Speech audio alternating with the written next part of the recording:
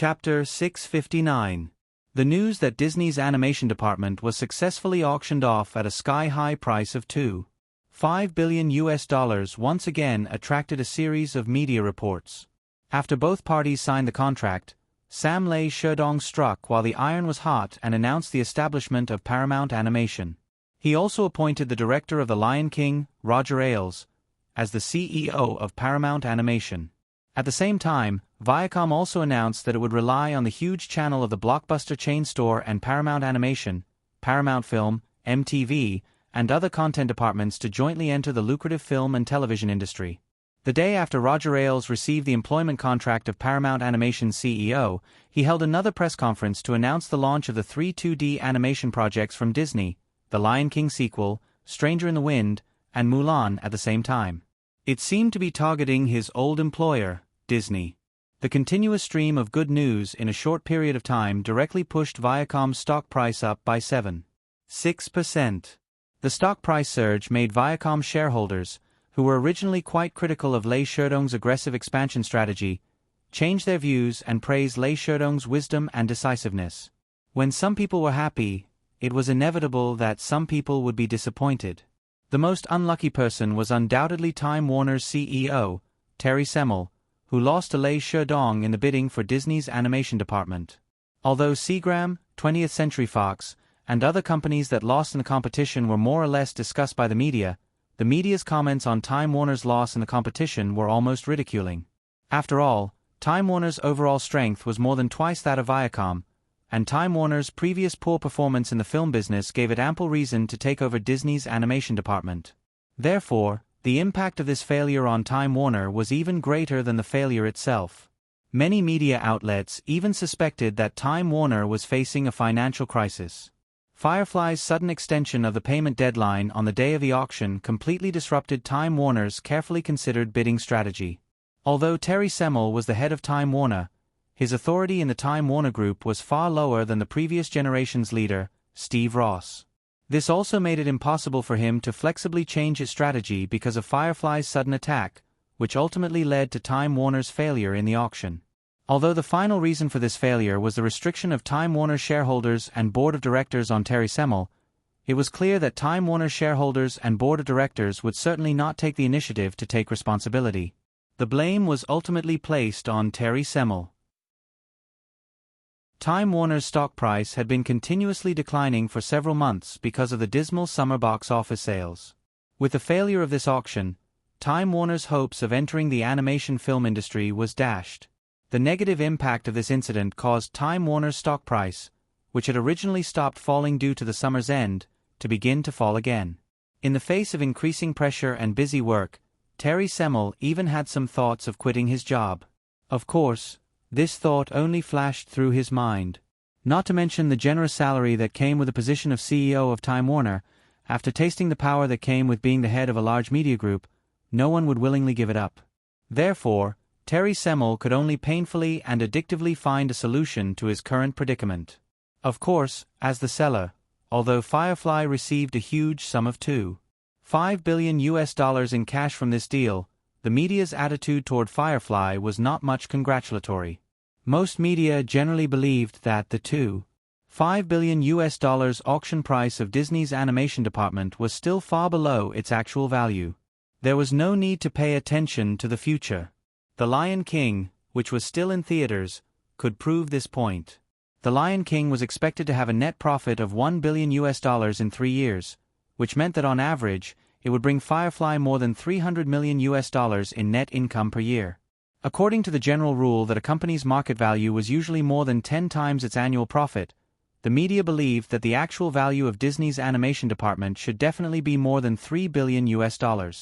Compared to Terry Semel, who had to personally accept interviews from major media in order to reverse Time Warner's recent decline, Firefly only held a routine press conference when they signed the contract with Paramount. After that, they did not respond to the media's comments. This also reflected the benefits of being an unlisted company.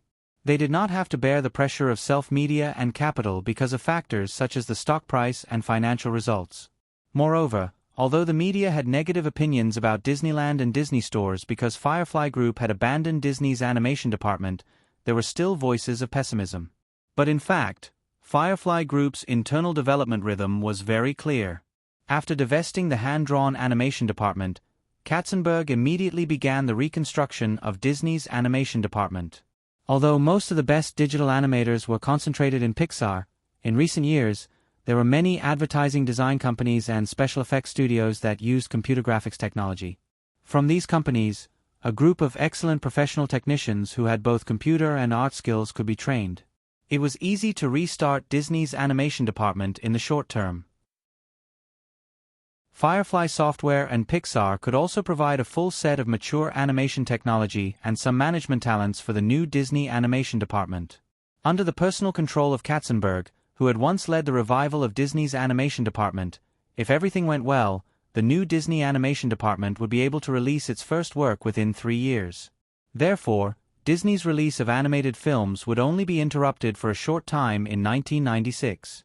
After that, Pixar and Disney would be able to release their best works alternately. The continuous divestment and sale of the paper assets and hand-drawn animation department made Firefly Group's cash reserves skyrocket again. However, Eric was not in a hurry to expand again. The process of merging with ABC was very smooth and there were no violent shocks. But at this time, Firefly Group was like a huge media machine that had just been assembled.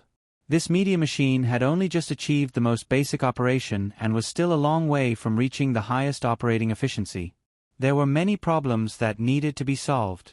If they completely ignored these and could not wait to carry out the next step of expansion, then there were only two final results. One was that the group expanded too quickly and became more and more bloated. The internal problems would accumulate and eventually cause the entire company to collapse, fall into an operational and financial crisis, and even go bankrupt. The other was that Time Warner was strong on the surface but full of internal conflicts, and in the end, it was inevitable that it would still decline.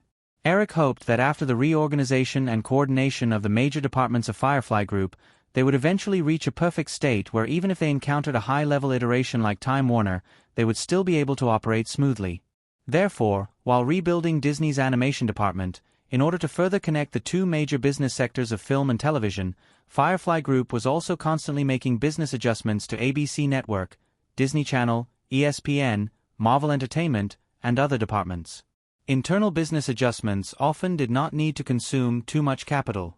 Firefly Group's internal operating cash flow was more than enough to cope with these adjustments. Firefly's various businesses still maintained strong profitability, and the huge amount of capital that had just been divested from the two parts of assets, inevitably there was a huge cash surplus in the group's account. Firefly chose to temporarily extend the payment period during the auction of Disney's department because of this consideration. Because too much money had been made in a short period of time, if it could not be put into operation, it would have to pay taxes. In the past, when faced with such a situation, Eric's first reaction would often be to choose to pay off Firefly's debt.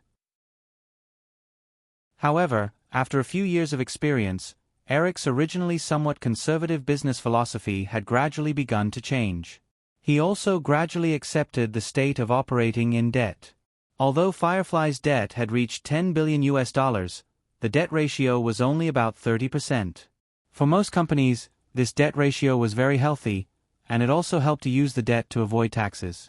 In addition, although paying off the debt early could save Firefly a portion of the interest, even if all $10 billion of debt were paid off in a short period of time, Firefly could only save about $5 billion in debt interest. However, if they used the $10 billion to invest, with Eric's advantage as a reborn person, there was absolutely no problem for them to multiply the $10 billion several times over. Therefore, when choosing between paying off the debt and investing, there was almost no need to consider at all. With the support of abundant cash, although Firefly's internal expansion had temporarily stopped, Eric accelerated the pace of investment in the high-tech field that he was familiar with. They were about to enter the second half of the 90s, when the high-tech industry was rising.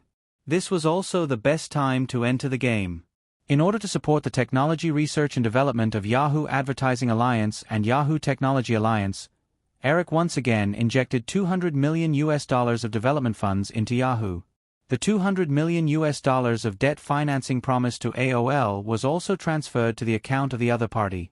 At the same time, according to the angel fund plan that was originally drawn up to quickly promote the Yahoo Advertising Alliance, Eric began to speed up the injection of funds to websites with good development potential. However, these investments still only accounted for a small portion of Firefly's fund reserves. Of course, Eric would not blindly increase the investment.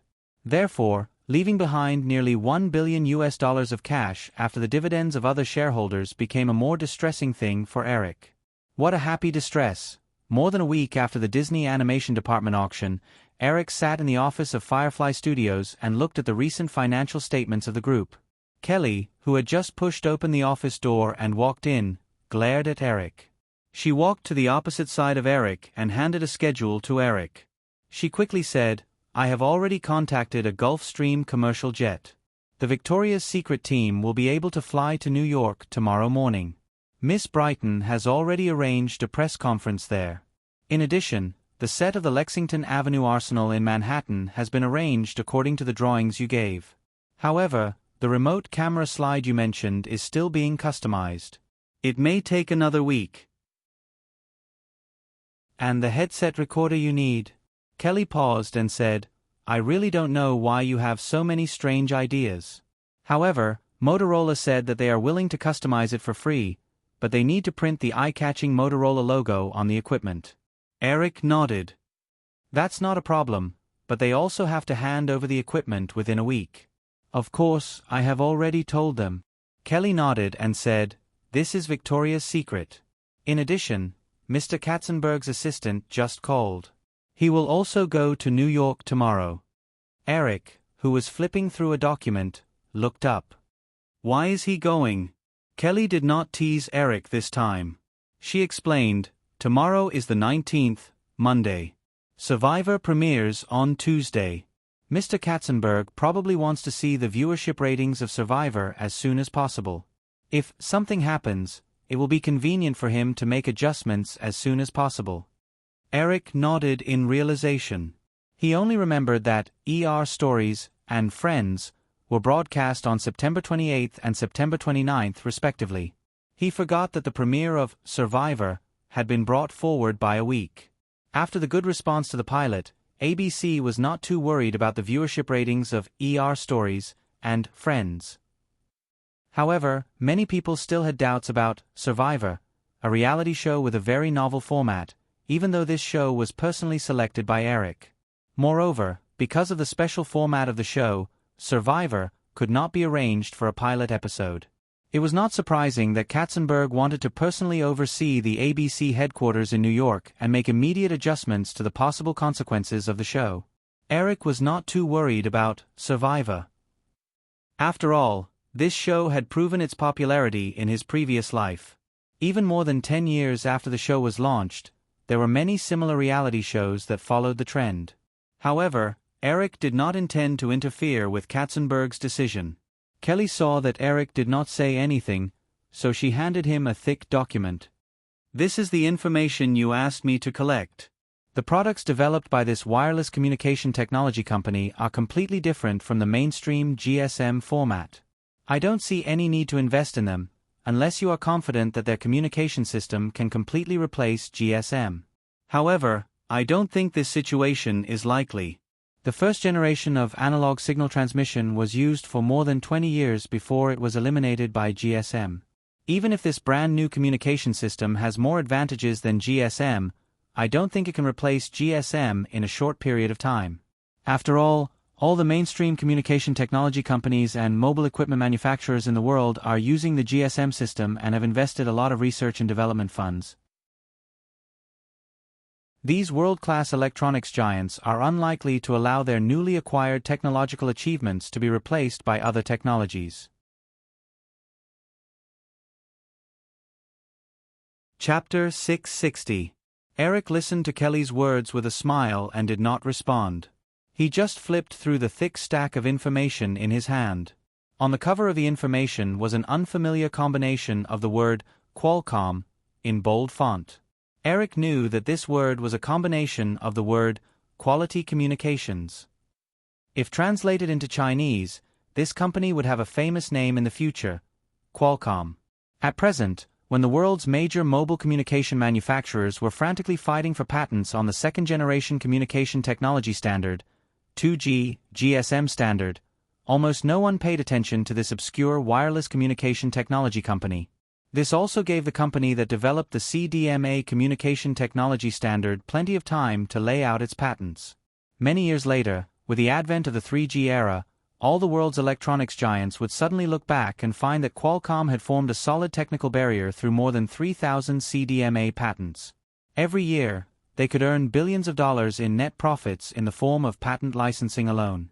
Powerful electronics giants such as Apple and Samsung might be able to reduce their corporate income tax to a very low level through various tax avoidance methods. However, no matter what tax avoidance methods they used, no matter what financial tricks they used, no matter which low-tax countries they opened their branches in, they could not avoid paying a high tax of about 5% on mobile devices that used CDMA technology. Under Eric's special instructions, Kelly had collected as much as 40 to 50 pages of information about Qualcomm. At present, Qualcomm was very inconspicuous in the industry, so it was not a hurry to take it down. It was almost time to get off work, and there were a lot of things to be done in the coming days. Eric closed the information and planned to study it in private. He looked up and asked the female assistant sitting opposite him, "Is it really okay for you to go to New York with me tomorrow and leave Nina in Los Angeles?" Kelly was a little grateful for Eric's thoughtfulness and consideration. She shook her head and smiled, "No problem, Nina is now in boarding school. Jenny will help me take care of her on weekends, and it's convenient for me to come back." Hearing Kelly mention Jennifer Garner, Eric smiled and said, "Is she still working as Nina's nanny?" Kelly blushed slightly. "Jenny already knows about our relationship. She's such a smart girl, how could she leave so easily?" Eric said with a smile, "Then let her continue to take care of Nina for a while. If you are satisfied with her in the future, you can provide her with several good opportunities." "I know." Kelly nodded.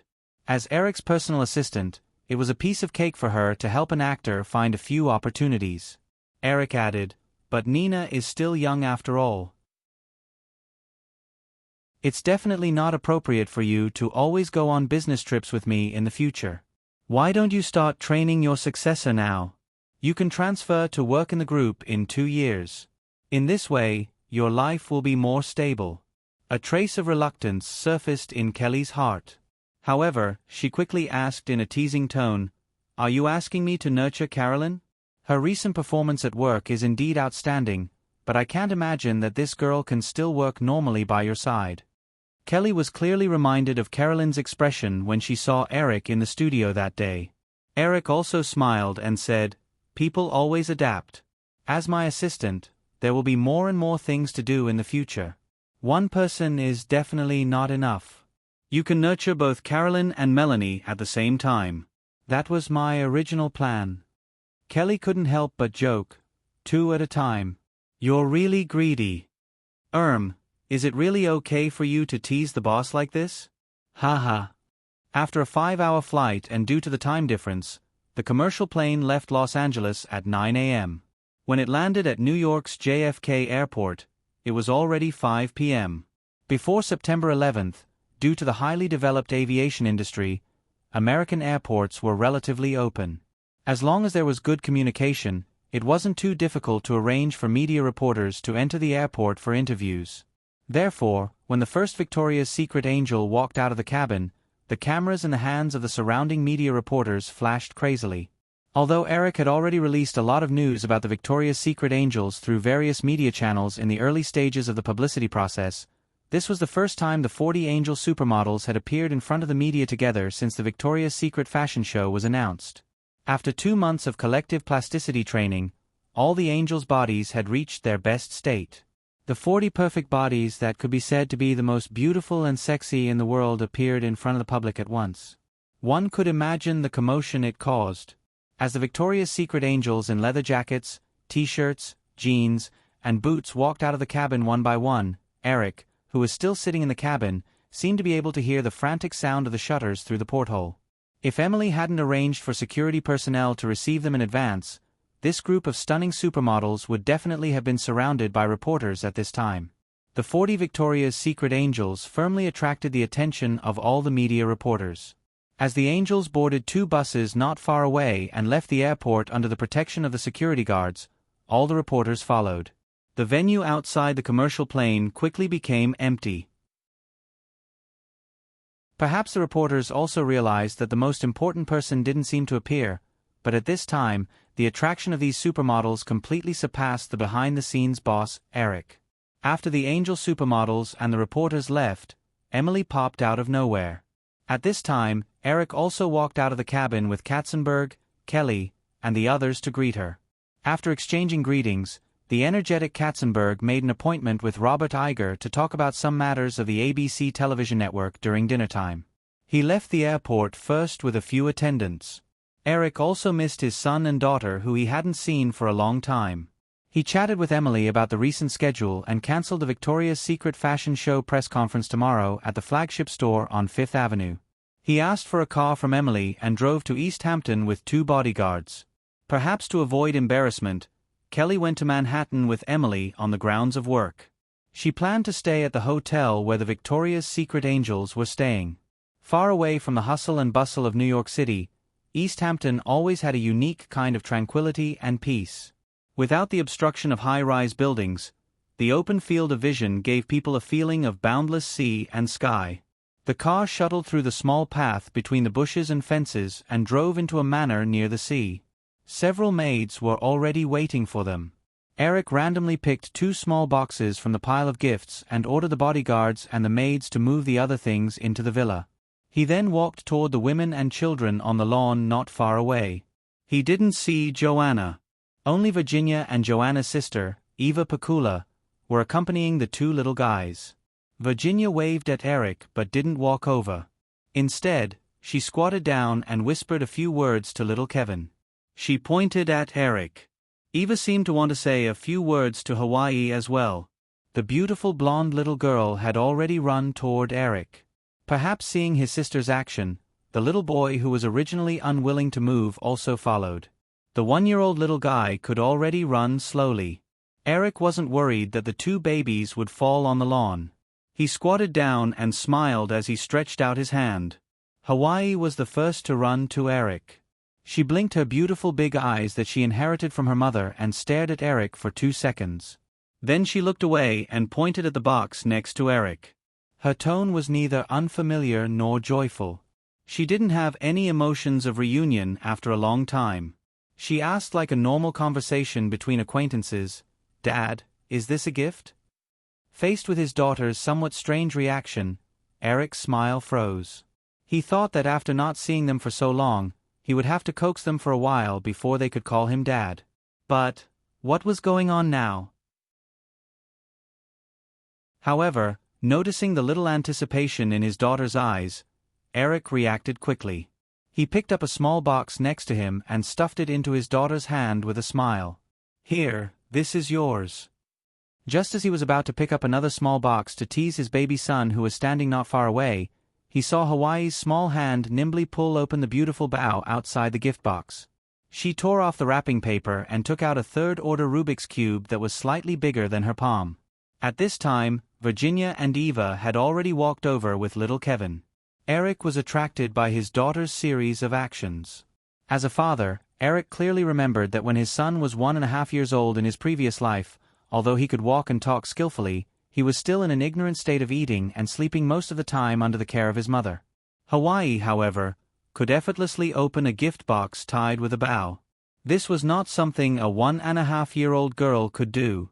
Seeing the little girl staring at the 3rd-order Rubik's Cube in a daze, Eric smiled. This was in line with the normal reaction of a child. With that thought in mind, Eric said to his daughter in a gentle tone, "Shasha, do you know what this is?"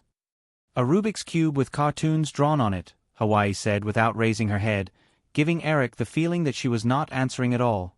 Then, the little girl turned the Rubik's Cube in her hand and muttered to herself, "Mickey Mouse, Donald Duck, Winnie the Pooh, Tigger." Listening to his daughter's muttering, Eric raised his head and looked at Virginia and Eva in confusion. The 2 girls just smiled faintly and did not have the slightest intention of explaining to Eric. In front of him, Hawaii, who was muttering to herself, had already begun to turn the Rubik's Cube in her hand. Under Eric's widened eyes, Hawaii used only a little more than a minute to align all the 3rd-order Rubik's Cube. Then, The little girl narrowed her slender eyes and looked at it. Under Eric's stunned expression, she casually threw the Rubik's Cube at his feet and turned to Eva Pikula, who had a snicker on her face. "Daddy is so bored, Eva, I'm hungry. P.S. There is one more chapter today. Star." Chapter 661. Although they lived in East Hampton, which was far away from downtown New York, Virginia and Joanna's lives were not as monotonous as those of many housewives. Virginia still maintained her working state as an actress and often went out to film. Eric did not object to this. Hawaii, Kevin, and Emma were taken care of by Joanna most of the time. After living in East Hampton for a long time, Joanna had also found her own circle and often brought the little ones to some neighborhood gatherings. In the process of finding a kindergarten for 3-year-old Emma, Joanna also became interested in education. After donating a sum of money with Eric's support, Joanna was now a board member of East Hampton High School. Currently, she was actively planning to build a public library in East Hampton. Although Eric was somewhat incompetent as a father, because of the increasingly convenient means of long-distance communication, he had actually always maintained close contact with his women and children. However, many things were still beyond Eric's expectations. Like now. It was already the afternoon of the next day. In order to spend more time with his women and children, Eric postponed the first public press conference of the Victoria's Secret show on Fifth Avenue in Manhattan in the morning. After the press conference, he only talked about some details with Emily Brighton, Edward Razek, and others on the phone. Katzenberg also called at noon, and the two talked about some things about the upcoming broadcast of Survivor that would be broadcast tonight. Right now, it was 4 o'clock in the afternoon. Under the warm early autumn sun, on the spacious lawn of the manor, apart from a large pile of various toys, there was only Eric and the two little ones. Virginia went out shopping with Eva, and Joanna went to the kindergarten to pick up Emma as usual. Perhaps the maids all realized that this was the parent-child time for Eric and the children, so they all disappeared without a trace. Eric hugged little Kevin, who was leaning in his arms and gnawing on the teeth-grinding device with relish, but his eyes were looking at Miss Hawaii Williams, who was lying on the small table not far away and reading a children's book with a focused expression. "Half a year. It's only half a year." Eric sighed silently in his heart. "It's only been half a year since I last saw her. How did my cute baby girl who loved to listen to bedtime stories turn into a little freak?" What was even more hateful was that all the women had kept him in the dark. It was only yesterday that he found out that his precious daughter had become like this. Looking at his daughter flipping through the book, Eric really wanted to say out loud, "Daughter, can't you do something a 1.5-year-old child should do?"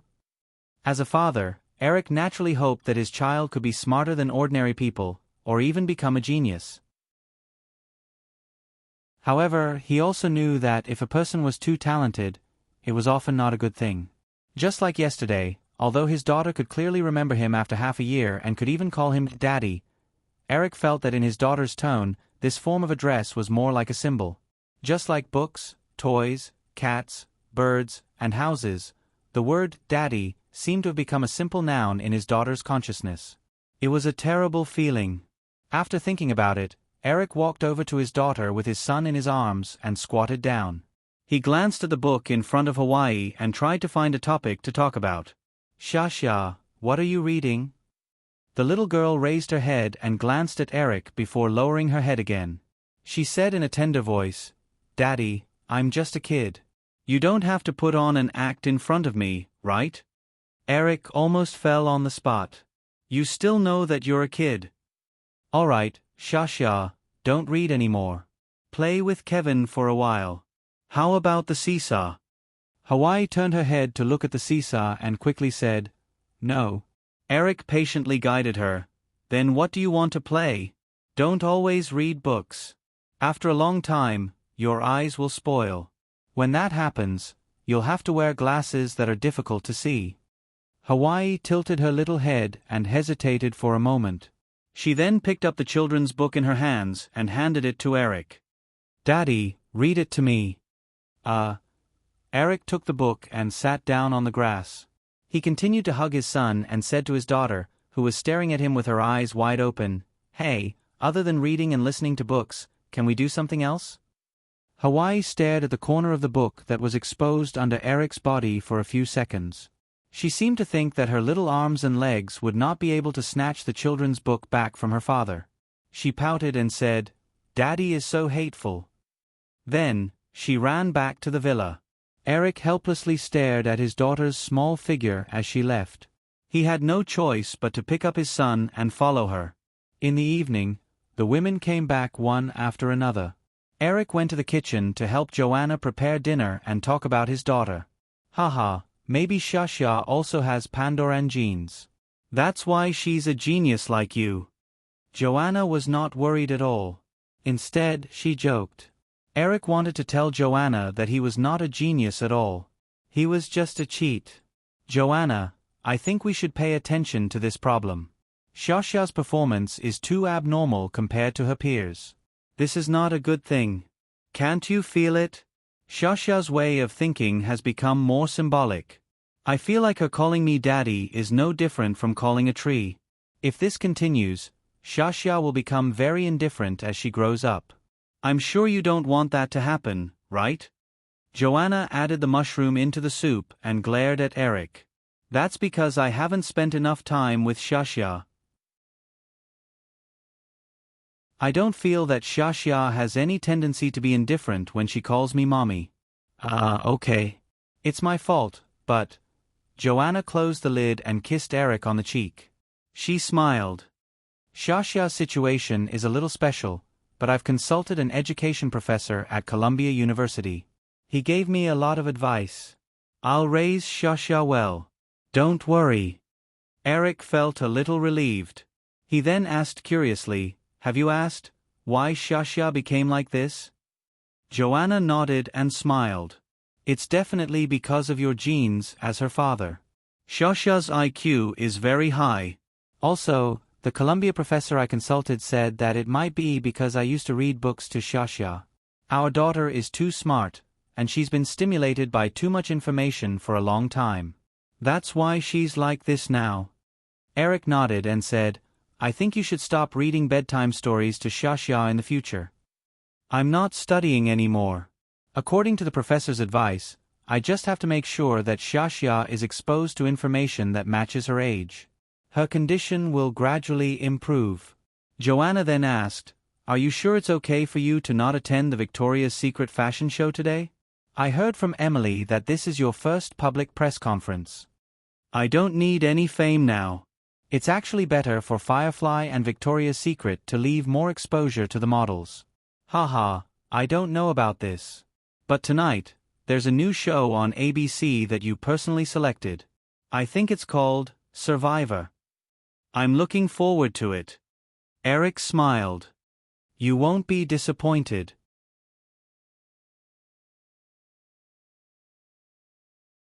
Chapter 662. Night fell on the East Coast. ABC headquarters, 66th Street, Upper West Side, Manhattan. As the clock gradually approached 8 o'clock, Katzenberg, Tom Murphy, Robert Iger, and other senior executives of Firefly Group and ABC Television Network gathered in a conference room at ABC's headquarters building.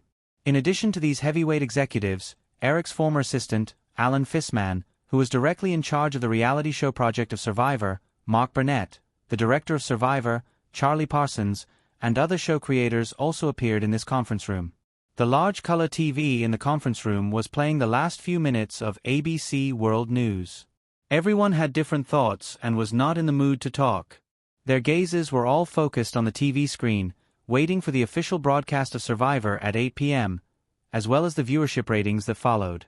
As time passed by, Tom Murphy, who was sitting next to Katzenberg, couldn't help but look at the primetime programs of the major television networks in his hand again. NBC's Seinfeld and Fox, The X-Files, were both highlighted with bright red stars. Seinfeld would be airing the second episode of the third season tonight. As a sitcom that was second only to Friends in terms of viewership ratings in recent years, Seinfeld had 21 million viewers last week. Although Fox The X-Files was airing its first episode at the same time as Survivor, the average viewership for the previous season was also 19 million. As a popular sci-fi drama with many die-hard fans, 20 million viewership was definitely not a problem for the premiere of the new season.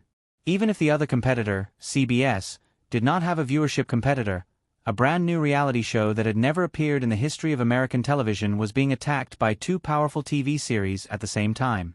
As the CEO of ABC, even after many years of ups and downs, Tom Murphy, who was 70 years old, was still full of worry.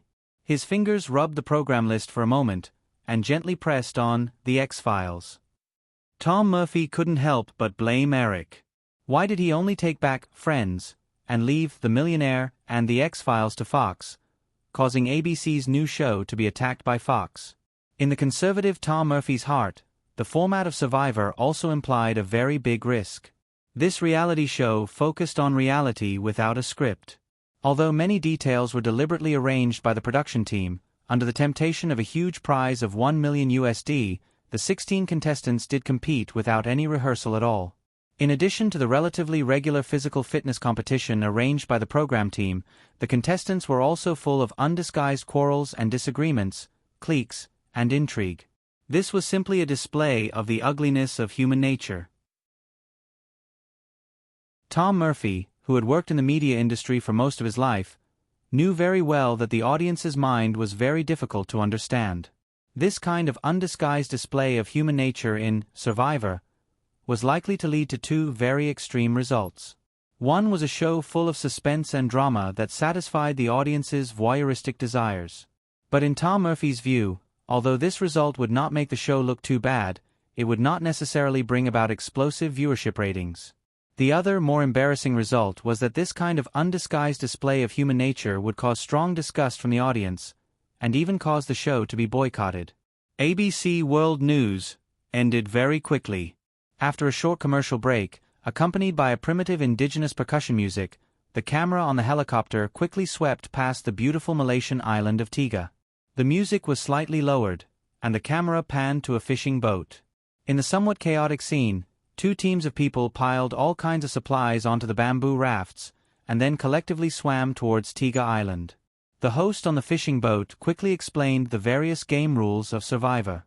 After being briefly attracted by the beautiful scenery of the blue sky, white clouds, blue sea, and jungle, Katzenberg, who was in the conference room, could not help but look at the door of the conference room. 10 minutes. It only took 10 minutes for the staff waiting in the office to get the preliminary viewership data from Nielsen Market Research.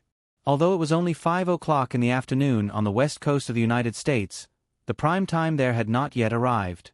However, after many years of data research and experience, Nielsen Company could not only accurately monitor the viewership ratings to the minute by installing viewership meters in tens of thousands of representative sample households, but also accurately calculate the national viewership ratings of a program by only collecting the viewership data from a portion of the sample households when different time zones could not be synchronized.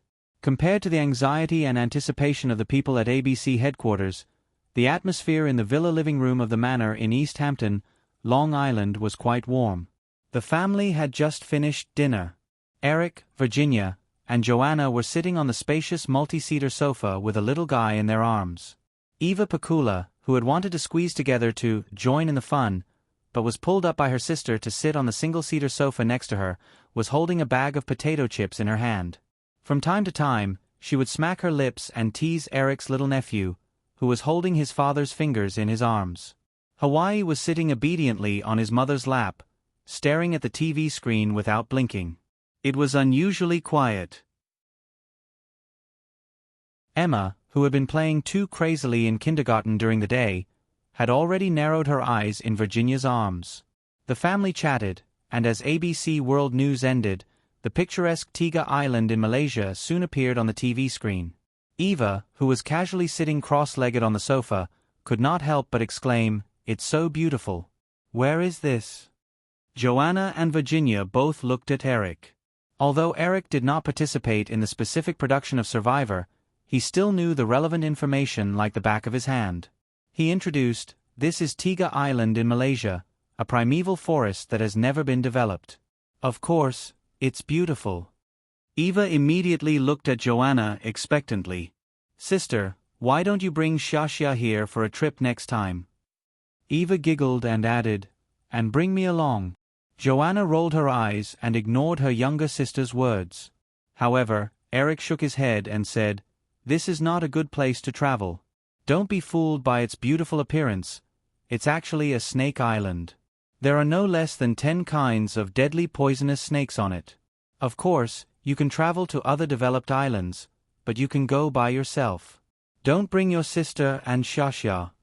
Eva curled her lips. "I don't have that much money for an overseas trip.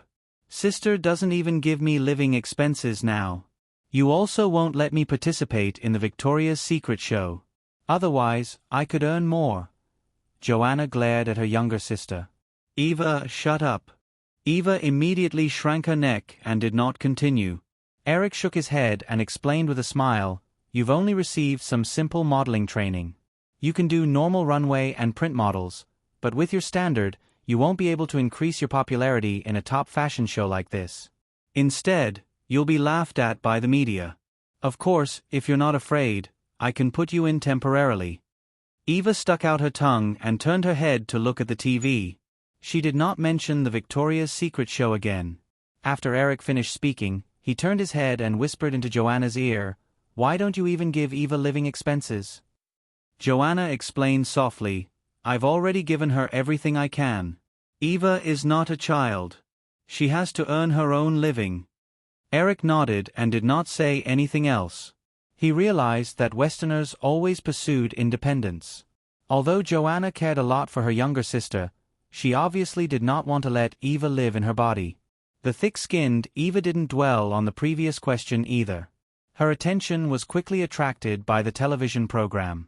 After listening to the background introduction of the 16 contestants from various industries, she immediately pointed to the well-built former Navy SEAL in the first group and said, "I think this guy will definitely become the champion. He's a Special Forces soldier, after all. He has no problem surviving in the wild.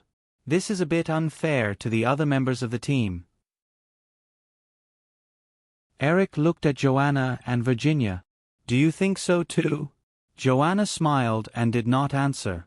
Virginia said, "I think other than the 2 older contestants, this guy from the SEAL team is the least likely to win."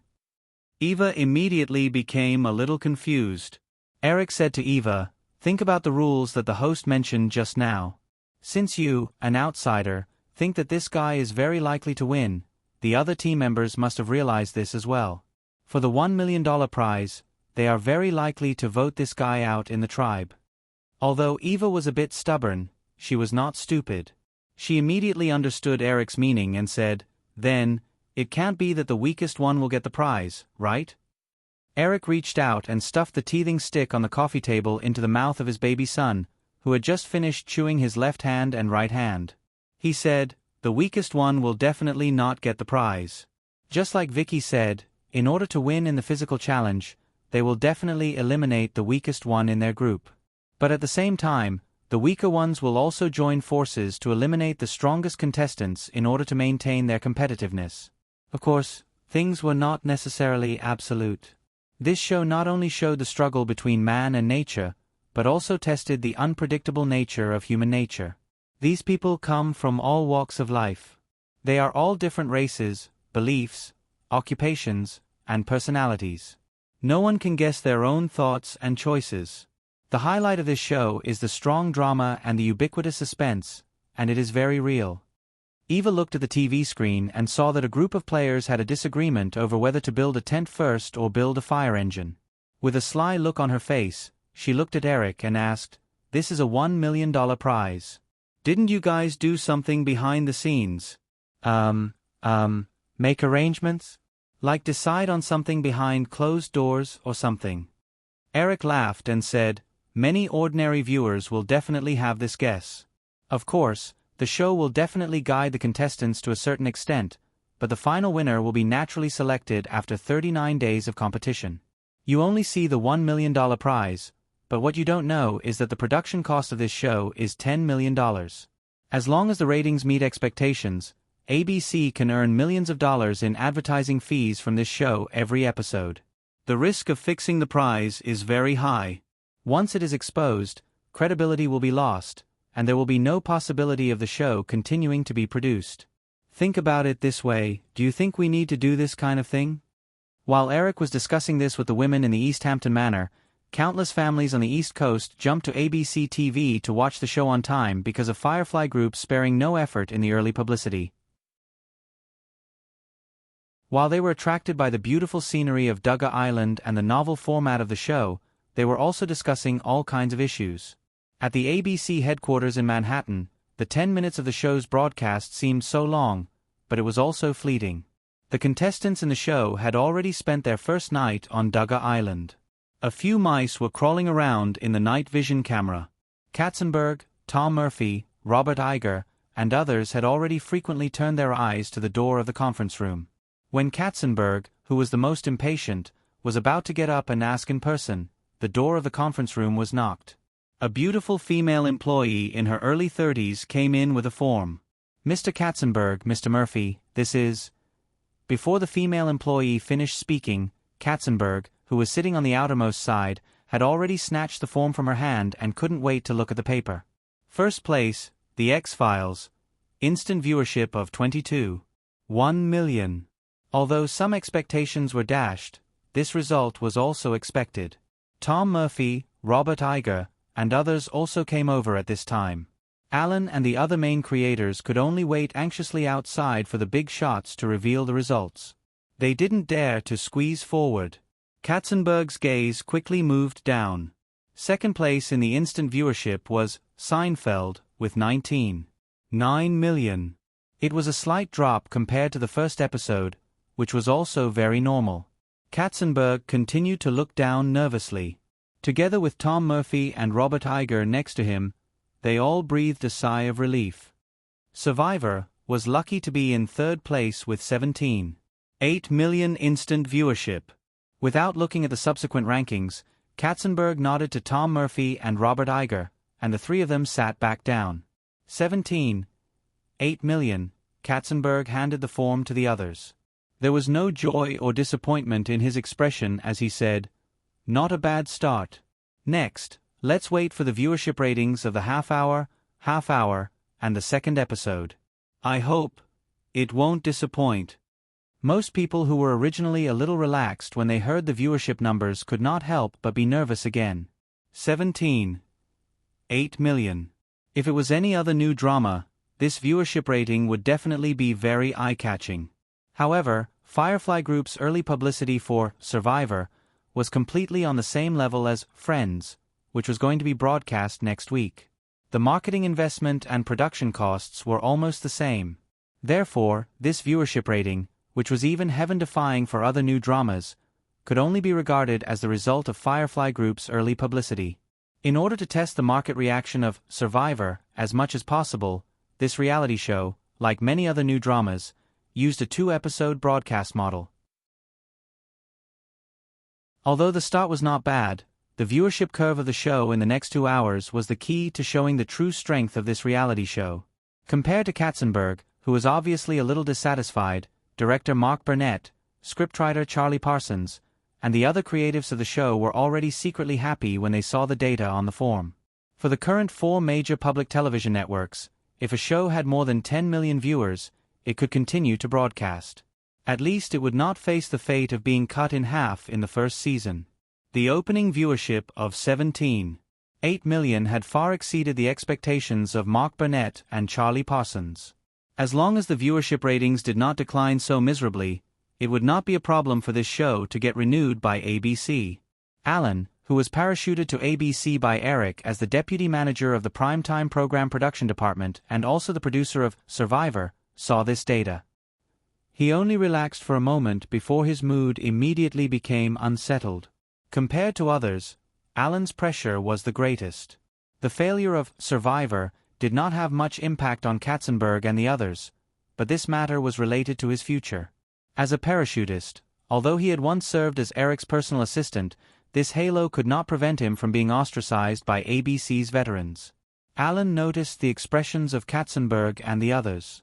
He knew very well that they were comparing Survivor to Who Will Be a Millionaire, which was personally created by Eric. The average viewership of the first season of Who Will Be a Millionaire reached an astonishing 29 million, which was unbelievable. Under the proper management of Fox, even after 5 years, the viewership of this reality show still remained around 20 million. Compared to the amazing Who Will Be a Millionaire, the opening of Survivor could only be considered mediocre. However, of course, Alan had no intention of competing with the show personally produced by Eric. He only hoped that the viewership of Survivor would not decline. Even if it remained around 18 million, this result would allow him to firmly establish a foothold in his position.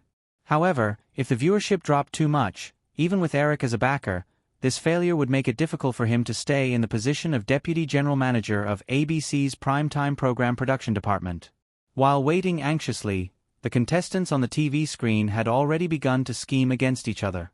Perhaps this scene was very novel in the eyes of many ordinary viewers, but the people in the conference room at ABC's headquarters did not pay much attention to it. If possible, many people actually wanted to suggest that it was better to turn off the TV. Finally, when the contestants began to participate in the first physical fitness competition, the door of the conference room was knocked on again. P.S. In reality, the viewership of the first season of Who Will Be a Millionaire was 29 million. It was a miracle. In addition, Seinfeld, which was mentioned in this episode, had a viewership of 76 million in the finale. It's just that this sitcom's global popularity is not as high as Friends, so the average viewership should not be as high as Friends. I'm just saying this to explain that I've checked most of the data in the book in detail. Maybe I'll adjust it slightly according to the situation in the book, but I definitely didn't write anything randomly.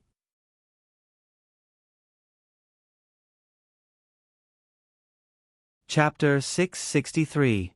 After someone knocked on the door of the conference room, it was still the female employee who walked in. After the lesson just now, the female employee did not say much nonsense this time. She smiled and handed the results directly to Katzenberg. She said softly, "Mr. Katzenberg, this is the half-hour data." Although he was impatient, this did not mean that Katzenberg did not know the ways of the world. When he noticed the female employee's smiling expression, Katzenberg immediately realized something. He nodded slightly to the female employee and looked at the half-hour viewership data table. The first place was still the X-Files, but the viewership data had slipped from 22.1 million to 21.2 million. There was a drop of 900,000 viewers. The viewership data of Seinfeld, which was in second place, rebounded. It rose from 19.9 million to 20.6 million, an increase of 700,000. Immediately after, Survivor, which was in third place, made Katzenberg's sharp eyes suddenly light up. 19.1 million. Compared to the 700,000 increase of Seinfeld, the viewership of Survivor soared by 1.3 million in half an hour. Tom Murphy and Robert Iger, who were around Katzenberg, smiled at the same time.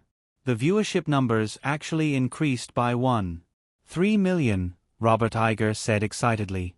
Seinfeld only aired one episode, and NBC took over a brand new sitcom called Perfect Town. This new show that relies on Seinfeld as the lead director will definitely not be able to compete with Survivor. The X-Files also showed a decline in viewership numbers. If that's the case, maybe Survivor has the possibility of hitting 20 million viewers. The viewership data table was quickly circulated around the conference room. When the broadcast data came in, almost no one dared to speak. After all, everyone in the room was thinking of the incredible viewership of Who Will Become a Millionaire a few years ago. Even if everyone knew that comparing it to Who Will Become a Millionaire would only invite ridicule, the 17.8 million viewership data was already not bad. However, no one could guarantee where the viewership curve would go next. But now, with the release of the half-hour viewership data, the atmosphere in the conference room suddenly became lively. A group of executives expressed their opinions. As soon as Robert Iger's voice trailed off, another executive added, "Yes, the highest viewership for the first episode was 20 million. Although it's not as good as Millionaire a few years ago, it's definitely the highest viewership for a reality show in recent years." Another person said, "After the X-Files ends, there will be one more episode of Survivor. Perhaps this number will be higher. If the viewership ratings can reach 20 million, we must make good use of this gimmick. The publicity department should come up with a new marketing plan. Maybe we can use Survivor as the lead director for the new drama next week." Amidst the chaotic discussions, Alan, who had a joyful smile on his face, raised his fist and bumped fists with the director, scriptwriter, and other creatives of Survivor one by one. The slight increase in viewership meant that Survivor was basically a success. All the worries in the hearts of the creatives had disappeared. Katzenberg, Tom Murphy, and Robert Agar also came over to congratulate them.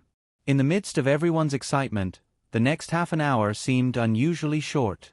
On the color TV screen in the conference room, the first episode of Survivor had unknowingly ended. After a short commercial break, the opening credits of the second episode began to play. After about 10 minutes of data statistics, the door of the conference room was pushed open again. The eyes of the people who were whispering just now were focused on the female employee who walked in. Suddenly being stared at by more than 10 pairs of eyes, the female employee's face turned slightly red. However, she still waved the latest viewership ratings table in her hand and also excitedly reported the latest viewership numbers. Survivor's viewership ratings are 26 million. It has surpassed the X-Files viewership ratings by 100,000. It is ranked first. Wow, wow, wow.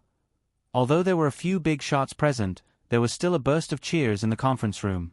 After whispering a few words to Tom Murphy and Robert Iger, Katzenberg walked over and said to Alan and the others, "Alan, Mark, Charlie, maybe you can start preparing for the next season." Alan nodded. The viewership ratings for the first episode of the show had clearly started to rise, and the number of viewers had exceeded 20 million. The production of the new season was almost a done deal. Standing next to Alan, the screenwriter of Survivor, who was also the creator of the show, Charlie Parsons, was extremely excited. At the same time, he could not help but think of Eric. If Eric had not personally selected Survivor from a pile of ideas, Charlie Parsons would not have known if Survivor would have been able to hit the screen, let alone today's success. Thinking of this, Charlie Parsons could not help but say, "Mr. Katzenberg, I heard that Mr. Williams is currently in New York. Perhaps we should share this good news with him." Hearing Charlie Parsons's words, Katzenberg, Tom Murphy, Robert Iger, and even Alan's expressions became a little strange. Charlie Parsons looked at them in confusion. He thought about it a few times but did not realize that he had just said anything wrong. Of course, Katzenberg and the others knew very well where Eric was currently. However, they recalled the positive attitude that Eric had shown since he selected Survivor. Katzenberg and the others realized that for the television station, the premiere viewership of a new show reaching 20 million was indeed good news that was worth announcing. However, for Eric, perhaps this was something that was expected. Otherwise, Eric would not have maintained a strong attitude of support for this show from the beginning to the end. Noticing Charlie Parsons' confusion, Katzenberg communicated with Tom Murphy and Robert Iger with his eyes before replying, "Now, maybe, it's not convenient to disturb Eric. After the complete data of the 2 episodes are released, I'll give him a call." Katzenberg and the others thought that Eric, who had already created the ratings miracle of Millionaire, would not care too much about the premiere data of Survivor, so they did not intend to disturb Eric from spending time with his woman and child. Charlie Parsons, who did not know the inside story at all, thought of the various rumors about Eric. He thought that Eric was now in some gentle village, which was why the big shots in front of him had such strange expressions. Although he was envious of Eric's luck with women, Charlie Parsons quickly pretended to understand and smiled at everyone. Charlie, tactfully, didn't mention this topic again.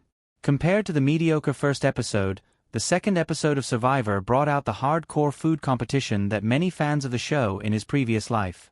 Considering the audience's acceptance, the program team did not choose beetle larvae or animal embryos, which became more and more extreme later on. Instead, they chose live octopus tentacles. This was a very popular delicacy in East Asia. After the host introduced it, although the wriggling octopus tentacles on the plate made people a little scared, the people in the conference room did not feel much nausea. Instead, they watched the various embarrassing moments of the contestants in the show with relish or schadenfreude. Of course, although they put down all kinds of concerns and began to enjoy this reality show, everyone's attention did not leave the ratings data. When the female staff member came in at the half-past hour of the second episode to announce that the ratings of Survivor had reached 22 million, even Tom Murphy, who had always been conservative and reserved, could not help but shout to the assistant next to him, open the champagne. In the end, the highest ratings of Survivor that night were fixed at 23.6 million, which surprised the staff in charge of rating statistics at Nielsen. After the broadcast ended, Katzenberg straightforwardly paid out of his own pocket and invited all the staff on duty in the ABC building to party all night in the headquarters cafeteria. The next day, Nielsen released more detailed ratings data for Tuesday. The premiere of Survivor topped the charts with a highest rating of 23.75 million and an average rating of 21.12 million. It surpassed the second place, The X-Files, which had a highest rating of 22.1 million and an average rating of 20.96 million. It became the one-day ratings champion.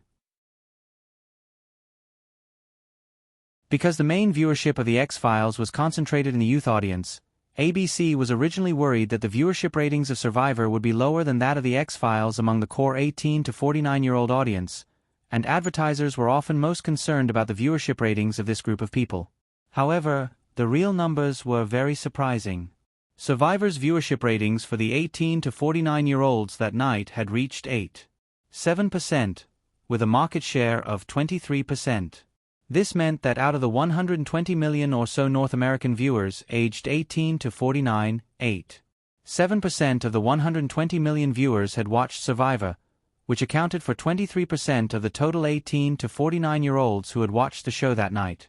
The corresponding figures for The X-Files were only 7.1% and 17% respectively.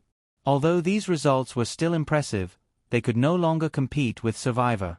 Behind the explosive ratings of Survivor, there was a heated discussion about the show among the public. In the following days, almost all Americans would hear the word Survivor more or less. Of course, the media would not let go of such a hot topic. The New York Times publicly praised Survivor as a real game that astonishingly gathered the collisions between humans and humans, between humans and nature. The Washington Post also praised Survivor for completely subverting the meaning of reality shows. This is the real reality show. As the popularity of the topic increased, ABC quickly announced the renewal of Survivor to the public. At the same time, they started the auditions for the next season of Survivor.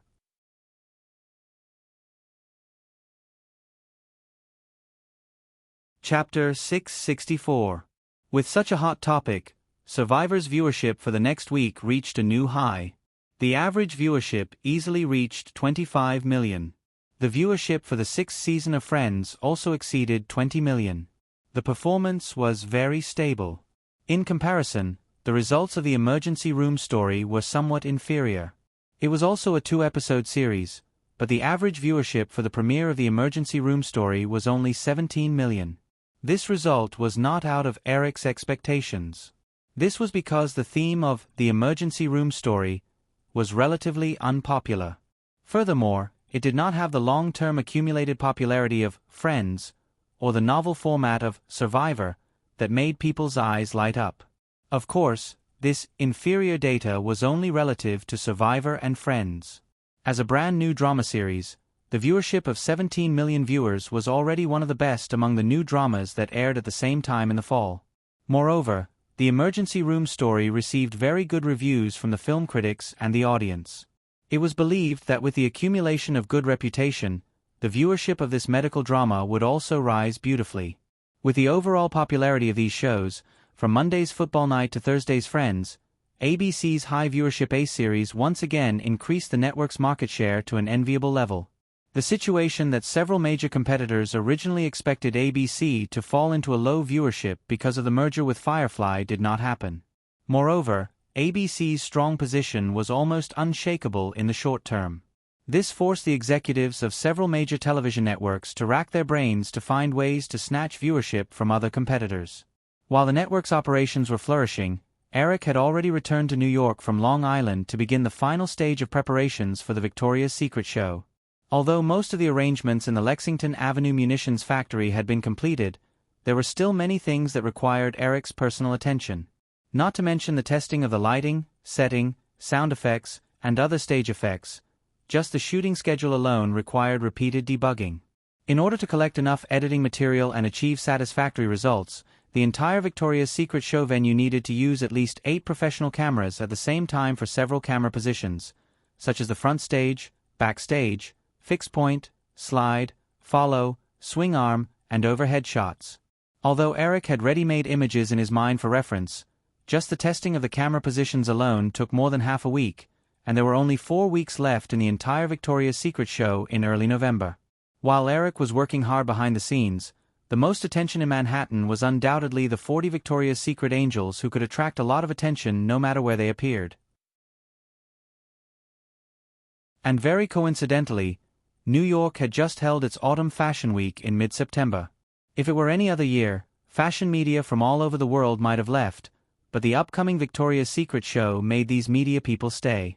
It was not only because of the personal appeal of Eric, the crossover director, but also because the 40 top models in the industry were all absent from the New York Fashion Week. Not only did this year's Fashion Week pale in comparison, but it also made the media more curious about what kind of show Eric, an outsider, would make. Because of strict confidentiality measures, these media reporters who stayed in New York could not get too much inside information, so in the process of waiting, they had to spend a lot of energy on the angel supermodels who often appeared all over Manhattan. During this time, even if the angels occasionally appeared on the street in private, they would attract a lot of reporters. In the few public appearances, the swarms of reporters could even cause traffic jams on the streets. Although the preparation for the Victoria's Secret show took a few months, and they even missed the New York Fashion Week, which was very important for professional models, with the media resources of Firefly Group and Yahoo, the 40 Victoria's Secret angels were far more popular than most models in the industry. On the fashion section of Yahoo, detailed information and biographies of all 40 Victoria's Secret angels had been published in a special section for the Victoria's Secret show. In the past few months, it had accumulated a lot of clicks. Some of the shopper modeling agencies in the industry noticed this and set up special company websites, trying to promote their models in the same way. However, this kind of clumsy imitation did not have much effect. After all, compared to the huge traffic of Yahoo, the clicks of these hastily established company websites were completely negligible and could not achieve the publicity effect of Yahoo. Although more intensive publicity would be done after the Victoria's Secret show, before that, some of the Victoria's Secret angels were a little smug because of the sudden surge of fame.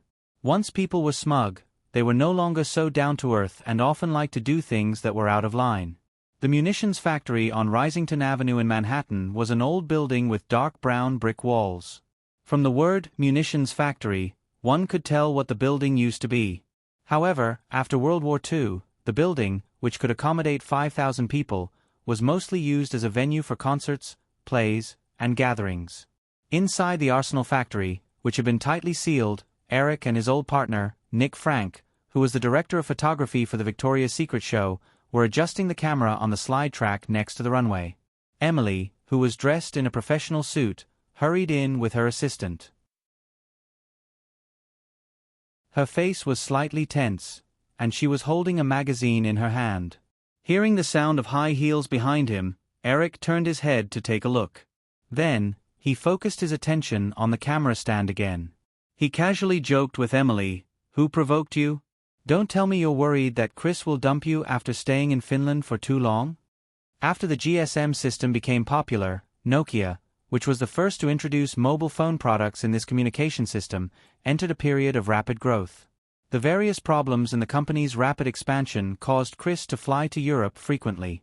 Recently, Chris also went to Nokia's headquarters in Finland. Emily ignored Eric's joke. She handed the magazine in her hand to Eric and said, "Look at it yourself." Eric waved his right hand. "I have engine oil on my hand. Just tell me." Emily had no choice but to pick up the magazine. She opened the cover and gestured to Eric. "Here." Eric glanced at it. It was a magazine called Vogue New York. On the cover was a street photo of a girl wearing a leather jacket and jeans uniform from the Victoria's Secret fashion show. After some identification, Eric smiled and said, "Heidi Klum. She looks pretty in the street photo. Why?"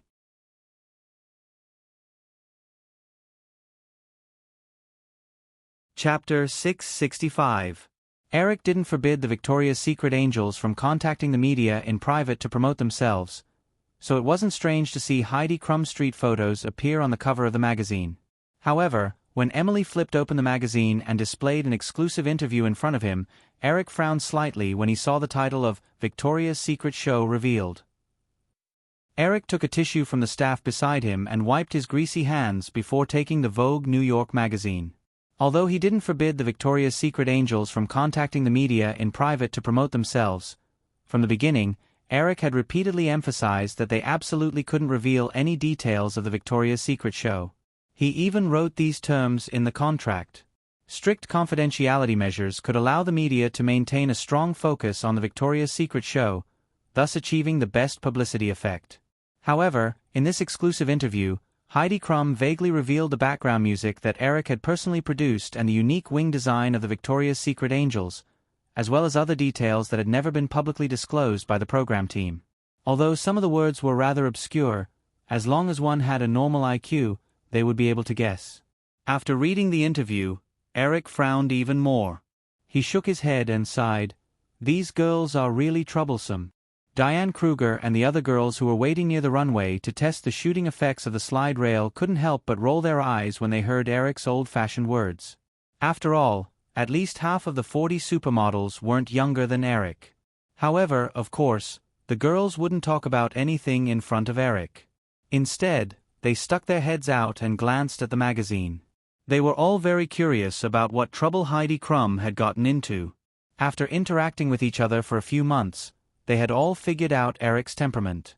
Although Eric didn't seem to have any anger in his tone, they all realized that Eric must be very angry now.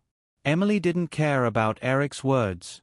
She said with a serious expression, "This exclusive interview in Vogue New York has been republished by many media outlets.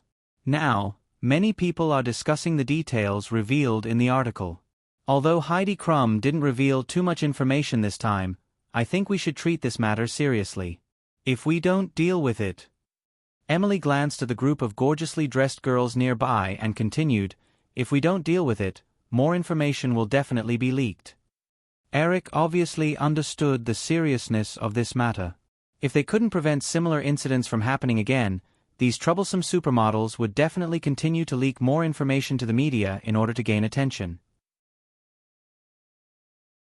By then, the media and audience might have already lost interest in the Victoria's Secret show before all the details were exposed. "Get Heidi Klum to come here to see me." Also, Eric recalled and said, "Heidi Klum's current contract is under the Metropolitan Model Agency, right? Give the boss of this company a call and inform him of this matter." "Only Heidi Klum comes here? I think you should talk to everyone." After Emily finished speaking, she thought for a while and said, "Also, Heidi's actions have violated the contract. She should be punished. Eric, you can't always spoil them. They're not my daughters. Why should I spoil them?" Eric shook his head and chuckled. He said, "Everyone is quite busy. It's enough for her to come here alone." Emily's expression was a little helpless, but she still walked away to make a call. Eric once again turned his attention to the camera on the slide rail. After discussing with Nickel about some details, he got up and said to the angels present, "All right, all of you beautiful troublemakers, go on stage. Let's test the effect." When the girls heard Eric's joke, they thought that his temper had passed once again. They all laughed and went on the wide runway. Half an hour later, a black car stopped outside the munitions factory. The model agent named Justin Perth and Heidi Klum got out of the car together. She said again, "Heidi, remember, you must insist that this was just an accident. You were deceived by that reporter from Vogue New York. Then, take the initiative to admit your mistake, understand?" Heidi Klum took out a small mirror from her handbag and tidied up her makeup. She said impatiently, "Of course I know, Justin. You've said it 100 times. Justin Perth still wanted to say something, but the girl had already shaken her off and walked toward the entrance of the munitions factory. Emily, who was standing outside and watching Eric test the effect of the camera, was the first to notice the arrival of Heidi Klum and Nickel. She wanted to reprimand them with a cold face, but she saw Heidi Klum walk directly toward Eric with her agent. A faint woman's fragrance wafted over. Eric, who was looking at the camera, raised his head and looked at Heidi Klum, who came to his side. He nodded slightly and gestured for her to wait. Heidi Crumb obediently took the initiative to speak. She pointed at the few girls who were walking on the runway and said, "Mr. Williams, do you need me to go up as well?" Eric didn't answer. Instead, he waved his hand and gestured for everyone to stop. He said to Nickel, who was beside him, "The effect is pretty good. Set up the spare slide rail according to the parameters this time." After explaining this matter, he instructed everyone to rest. Eric brought Heidi Crumb and Nickel to the resting area. Emily, who was a little worried, also came over. The others who already knew what happened tactfully stayed elsewhere. Seeing Eric pick up the New York Vogue magazine, before he could say anything, Heidi Crumb immediately showed a pitiful expression. "Mr. Williams, I'm really sorry. This was an accident. I promise there won't be a next time. The reporter who wrote this article is a friend of mine. She treated me to a meal that day, and I just casually chatted with her about the Victoria's Secret show. I didn't expect her to publish these things. I've already cut ties with her. Justin can testify." Justin Perth, who was beside her, quickly nodded. At this moment, Heidi Crumb, who was only 21 years old and still a little immature, had already displayed the excellent eloquence of a talk show host. Her tone even had the friendliness of a girl next door. Eric looked at Heidi Crumb's slightly playful and sexy lips with great interest. He simply put down the magazine that he had picked up. After Heidi Crumb finished blabbering, she noticed Eric looking at her lips.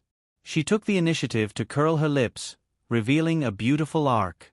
After a moment, Eric said casually, "Actually, I originally wanted to get Thomas to fire you. Heidi, it's written very clearly in the contract, and I've reminded you more than once to never reveal any details of the Victoria's Secret show to the media. But you still crossed the line." Thomas Zomer was the CEO of the Metropolitan Model Agency. Eric's first sentence made Heidi Crumb and Justin Perth's expressions change. Even Emily showed a different expression.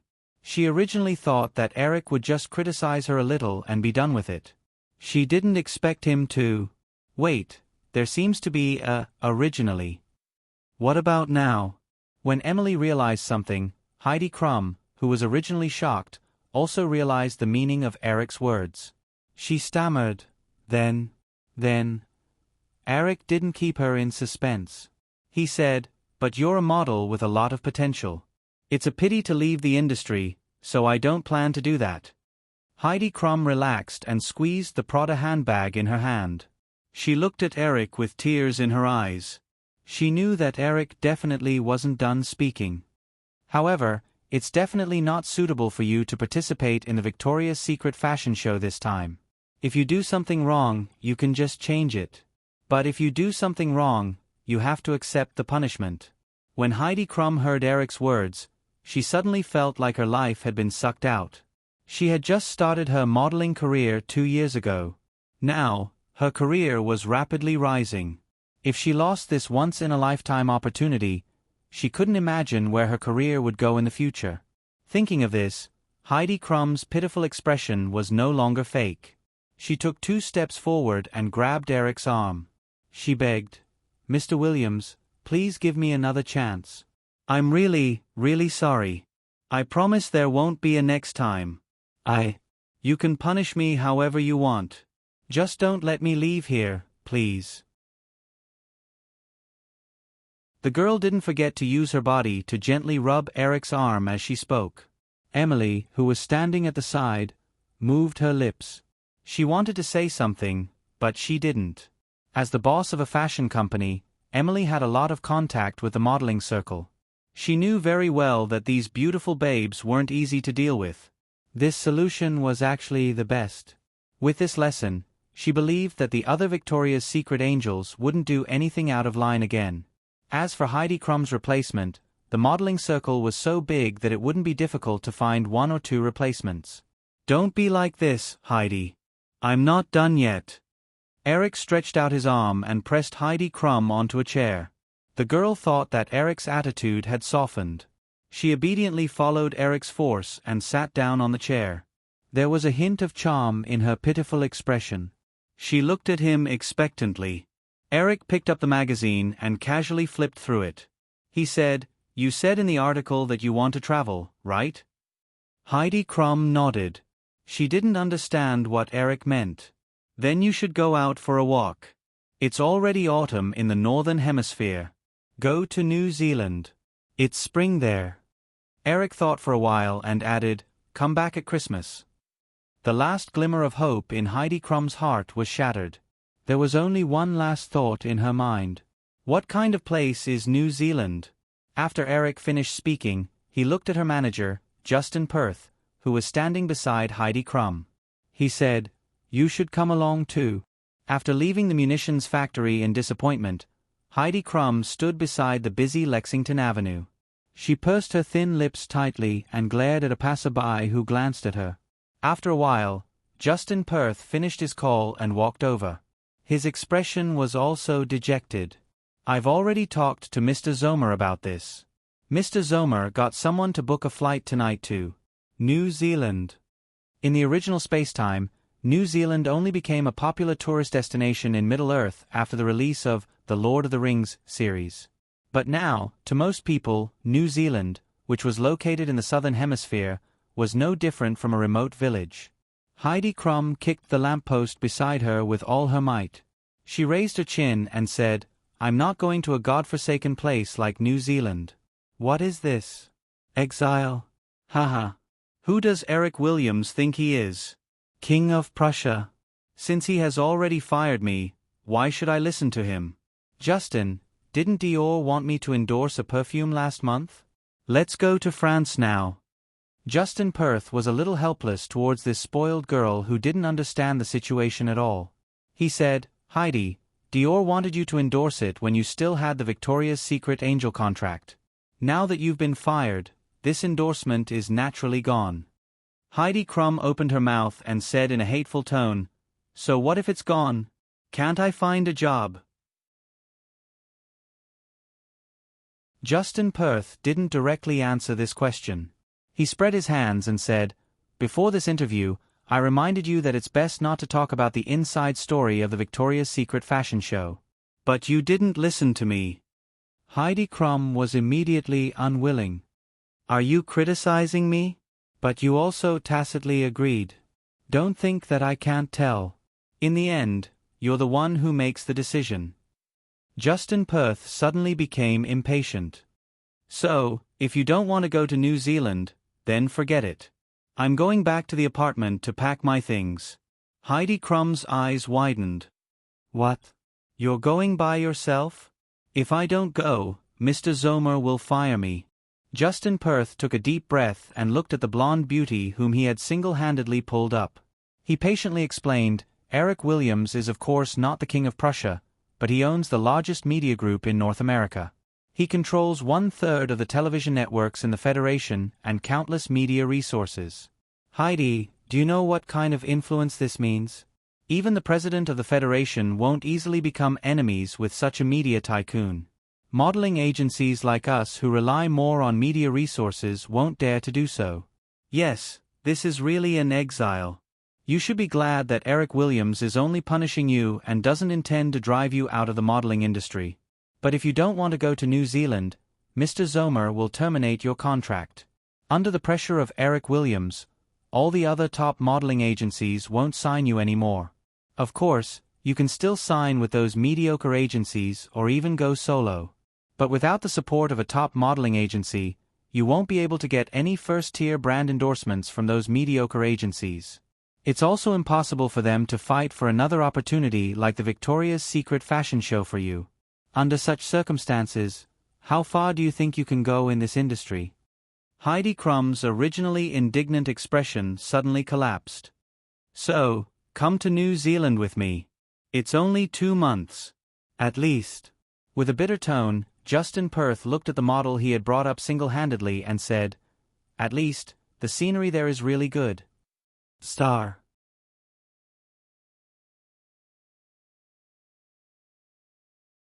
Chapter 666. The news of Heidi Klum being fired by Eric on the spot for violating the ban spread like wildfire. The Victoria's Secret angels, who had been pursued by the media, calmed down when they heard the inside story. The Victoria's Secret fashion show had always attracted a lot of media attention. During this period of time, the darling of the modeling industry had suddenly fallen from the clouds. This kind of explosive news could not be hidden, and the Victoria's Secret fashion show team had no intention of hiding it. On the day Eric made this decision, Heidi Klum's personal page on Yahoo was removed. Some of the publicity activities that required Heidi Klum's participation were also changed.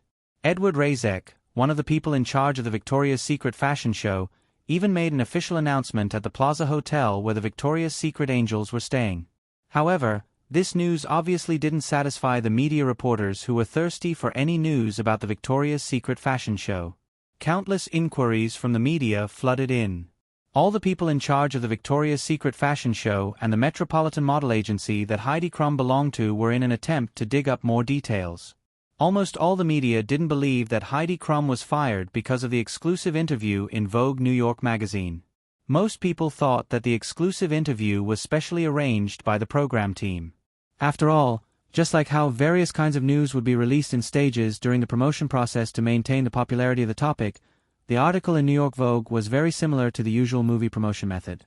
Some of the more sinister media even guessed that there might be some kind of scandal involved, so they became even more eager to dig up.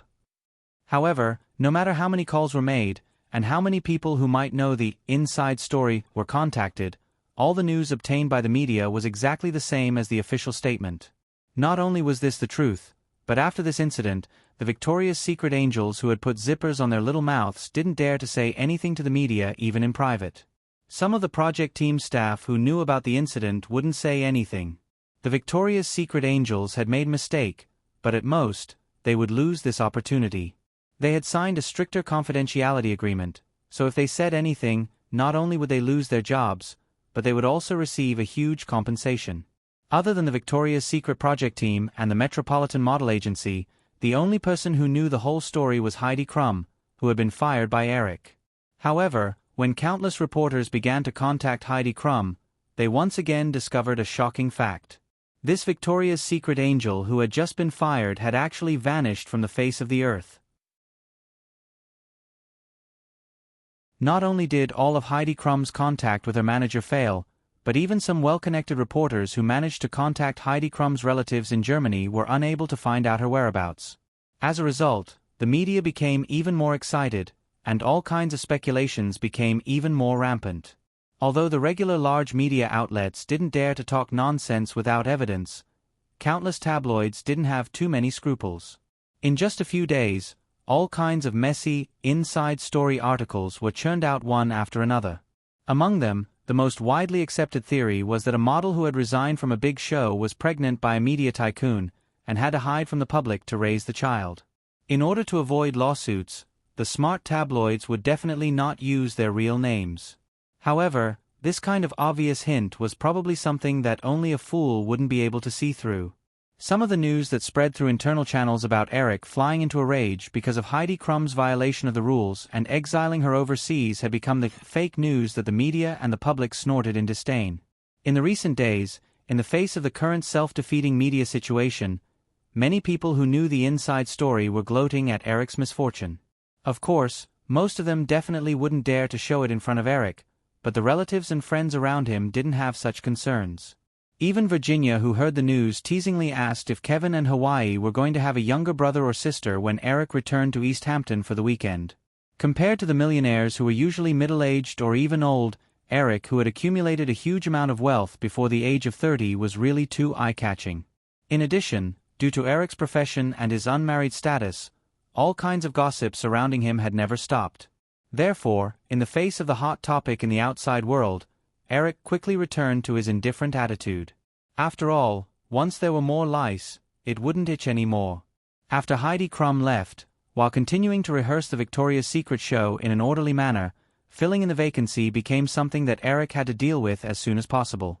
The top supermodels in the industry who had originally declined the invitation to the Victoria's Secret show because of various concerns took the initiative to express their desire to join the show after seeing the soaring popularity of the Victoria's Secret angels and the huge boost to their careers. Those ordinary A-list and B-list supermodels who wanted to make a name for themselves were even more enthusiastic.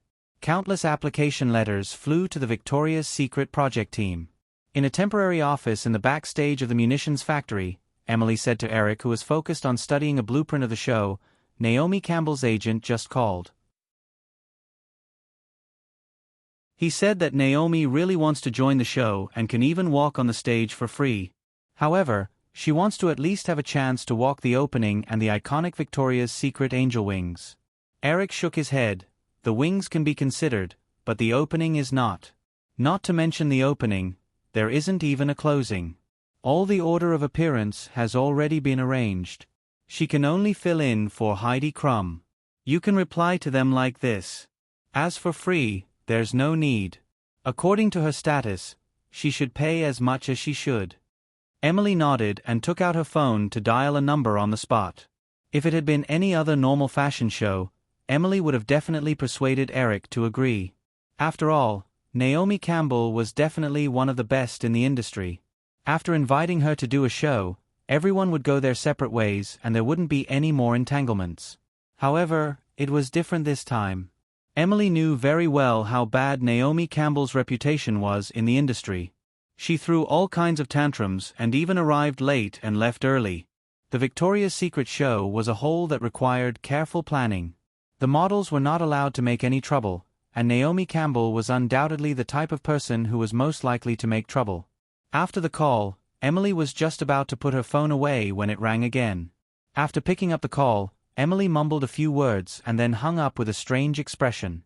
Eric, who had heard some scattered information from Emily's words, raised his head. He knew that this was another direct call to Emily. However, Emily's reaction this time was a little strange. "What's wrong?" Emily shrugged and said, "There's another suitable candidate.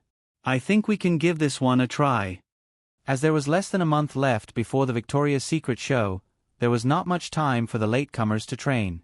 Therefore, Eric directly rejected the applications of the ordinary A-list and B-list models. From the beginning, he had planned to choose a substitute from the small batch of top supermodels. In the past few days, he had already considered most suitable supermodels. Hearing Emily's words, Eric was curious. "Is there a supermodel that we haven't thought of?" Emily nodded and said, "Stephanie Seymour, what do you think?" Eric was a little surprised. Stephanie Seymour was, of course, one of the top supermodels of this era. Moreover, this supermodel with a strong personality once led a group of ex-girlfriends to sue the lead singer of Guns N' Roses, Axl Rose, for youth loss compensation. This was a valiant act that left a deep impression on Eric. Of course, Eric also thought of Stephanie Seymour, but he dismissed the idea from the beginning.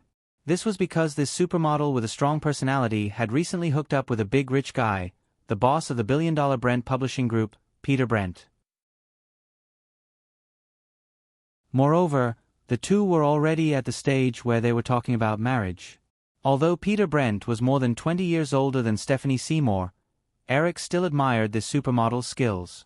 After all, most models had a beautiful dream of marrying into a rich family, but there were very few who could really realize their dreams. If I remember correctly, Stephanie Seymour is about to marry Peter Brent. Will Peter Brent be willing to continue participating in business activities with his fiancée? Emily knew a little more than Eric. She said, "Stephanie Seymour has been entangled with Peter Brent for a few years.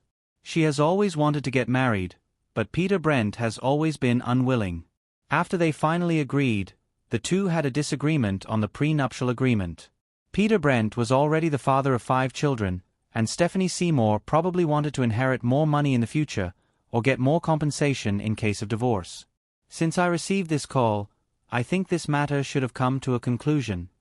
Eric couldn't help but shake his head. "It's like a business negotiation. What's the point of a marriage like this?" Emily, who was used to Western thinking and was used to this kind of thing, just rolled her eyes at Eric. "If you get married in the future, are you willing to hold a wedding without signing any prenuptial agreement?" Eric was suddenly speechless. He muttered, "This seems to be two different things, right?" "Of course it's the same thing." Emily curled her lips and said, "You men can't be the only ones to protect your property. We women can't fight for more benefits for ourselves, right?" Eric always found it difficult to resist Emily's sharp tongue. He spread his hands and said, "Well, let's not talk about this. Let's talk about Stephanie Seymour. Did she have a falling out with Peter Brent?" "Of course not. Stephanie Seymour's agent just told me that the two of them have already agreed on a prenuptial agreement. But I think Stephanie Seymour was not satisfied with the conditions offered by Peter Brent, so she kept the clause to continue her personal business." "This is really—" Eric was a little speechless. Then he said, "Call her and let her try. If it works, she'll be the one." As one of the best supermodels of this era, Stephanie Seymour easily got the vacant seat. The announcement of the news once again caused a small stir.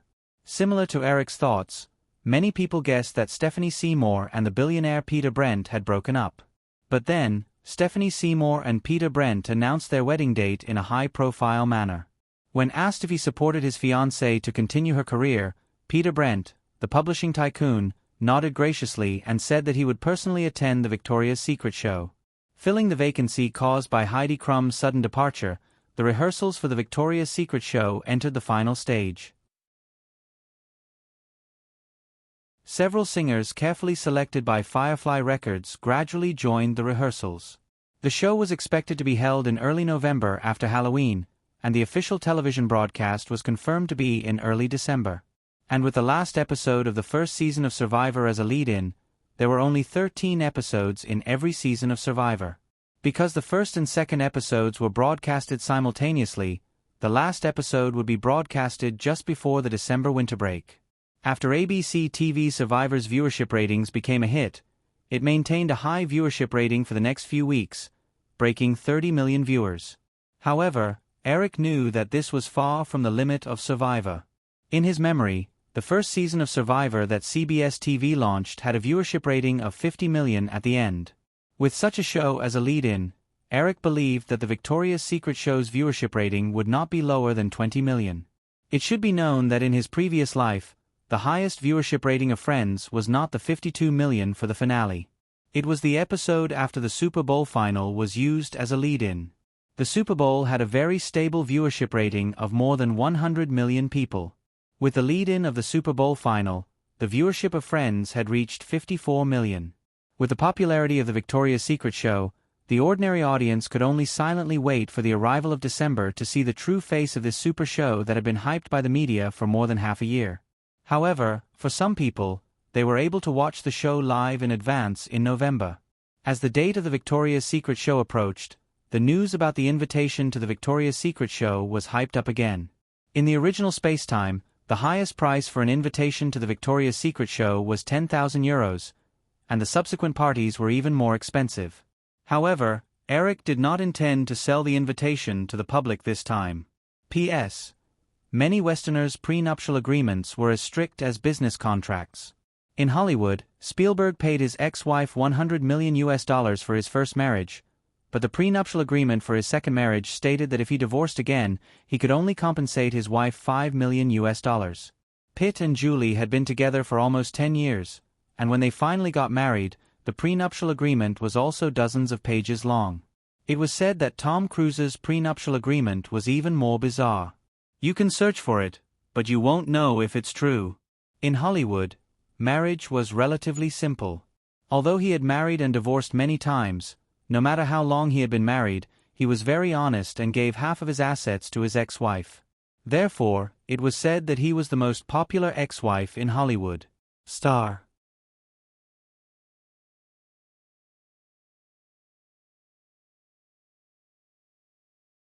Chapter 667. Under normal circumstances, the invitations to the top shows of the 4 major international fashion weeks would not be sold to the public. Of course, there would occasionally be brands that would auction off some of the important seats in the front row in the name of charity. As for whether the money was actually used for charity, no one knew. The reason the invitations were not sold publicly was that the number of guests invited by these top shows was limited. At most, there would be 100 or 200 guests, and at least a few dozen guests. On the other hand, it was to maintain the high-end style and not just anyone could sneak in. However, the Victoria's Secret show this time was completely different. The Lexington Avenue Munitions Factory, which could originally accommodate 5,000 people, could still accommodate 1,000 guests after the Victoria's Secret project team's modification. The project team held several meetings to discuss how to distribute the 1,000 invitations. The special guests that had been confirmed for the show included celebrities, media people, critics, business partners, and so on, but there were less than 200 people altogether. In the end, there were more than 800 invitations left. Although Victoria's Secret was only a mid-range lingerie brand, after a few months of hype, with the current popularity of the Victoria's Secret show, even if they used the strategy of selling the invitations at a high price of $10,000 like in his previous life, they would definitely be sold out. There was no shortage of high-end consumers in this world. However, in that case, even if it was in the name of charity according to industry practice, they would definitely be ridiculed by the media for being crazy about money. In the end, the project team decided to accept public applications on Yahoo and select suitable guests to distribute the invitations. However, the premise was that the guests who received the invitations had to donate at least $1,000 to the charity designated by the Victoria's Secret brand. The Victoria's Secret project team would not directly handle the donations, so they could avoid criticism for making money. In Western society, except for a few outliers, most companies and celebrities were very careful and had to pay attention to their own public image. This was also the reason why countless charities had appeared. Although the Victoria's Secret project team only set a minimum donation of $1,000 and would not disclose the donation amount of any guests, they also added an additional condition. The 100 guests who donated the most would be directly invited to the Victoria's Secret show after party. From late September to the end of October, the project team had been in New York for more than a month. Under the skillful media manipulation of the marketing team organized by Eric, the continuous news surrounding the Victoria's Secret show pushed the topic of the fashion show to the peak. Throughout October, with the strong advertising effect of the Victoria's Secret fashion show, the sales of the hundreds of Victoria's Secret stores in North America increased by 100%. Last year, the entire Ltd Group sales revenue was only about $1.5 billion, of which the Victoria's Secret brand sales were about $1 billion. However, since the first half of this year, the sales of the Victoria's Secret brand had steadily increased due to the advertising effect of the Victoria's Secret show. The sales of the Victoria's Secret brand had exceeded $1 billion in the first 3 quarters, an increase of more than 30% compared to the same period last year. It was estimated that in the last quarter of the Victoria's Secret show, the annual sales of the Ltd Group's Victoria's Secret brand alone would exceed $1.5 billion in revenue last year. At the same time, the marketing model of cooperation with Yahoo's portal over the past few months had also steadily increased the daily traffic of Yahoo's portal. As 1995 approached, in order to prepare for the IPO, Yahoo gradually began to disclose the company's various operating data to the outside world. Although this rapidly rising high-tech company had already attracted a lot of attention, when the detailed number of Yahoo's users was disclosed, it still shocked the entire industry. Although the entire internet industry had begun to emerge, and in addition to Yahoo's portal, similar websites had begun to appear in the industry, but Yahoo was the only one with tens of millions of users. This kind of vague industry oligarchy made most investment banks envious of Yahoo's IPO dealership. Morgan Stanley, who had taken the initiative to contact Eric in an attempt to represent Yahoo's IPO, boldly offered a valuation of $5 billion, which was more than 5 times the price that Bill Gates offered when he tried to acquire Yahoo in the first half of the year. Back in New York, since mid-October, the rehearsals for the Victoria's Secret show had suddenly become tense. In the face of the first large-scale fashion show of such a large scale, although the early preparations were sufficient, all kinds of small problems still came one after another during the rehearsals. In the face of such a situation, no one would be in a good mood. Although Eric tried his best to endure it, on average, he would lose his temper several times a day. In private, the Victoria's Secret angels gradually formed a very unified name for Eric: Tyrant. An angel even inadvertently shouted it in front of Eric. In the face of the girl who realized her mistake and turned pale with fright, Eric could only twitch the corner of his mouth in the end. On October 31st, the traditional Western Halloween, the Victoria's Secret annual show held its final rehearsal in the Arsenal factory on Lexington Avenue. 40 Victoria's Secret angels, live performers, and 120 behind-the-scenes coordinators, photographers, and makeup teams were all present. There were also a few guests in the audience. As the British honor guard in red tuxedos beat the first drumbeat, the entire Arsenal factory in front of and behind the scenes moved. The busy backstage, nervous models, gorgeous stage, and all the other scenes were displayed on the 8 surveillance screens in the central control room. Eric had a few walkie-talkies beside him. His eyes were fixed on the screens, and from time to time, he would pick up a walkie-talkie and say a few words loudly. The final Victoria's Secret show would be edited into a standard 43-minute broadcast format, but in fact, the complete 6 performances and the changing of the scenery in the middle totaled more than an hour. When all the processes were finally completed, Eric was finally relieved. Picking up the walkie-talkie to inform the executive director to gather everyone in the stands, Eric wiped the fine beads of sweat on his forehead, walked into the bathroom to wash his face, and then walked to the front stage. At this time, the Victoria's Secret stage had undergone a drastic change compared to when he first arrived. The entrance was a huge hard projector screen, and the tall arch was embellished with various eye-catching lights. The catwalk was sprinkled with dazzling silver sequins, like a gorgeous carpet covered with diamonds. The exquisitely arranged lights clearly separated the catwalk from the stands. Eric walked out of the arch from backstage and looked around. After thinking for a moment, he could not think of anything that needed to be improved during the rehearsal, so he looked at the staff gathered in the stands.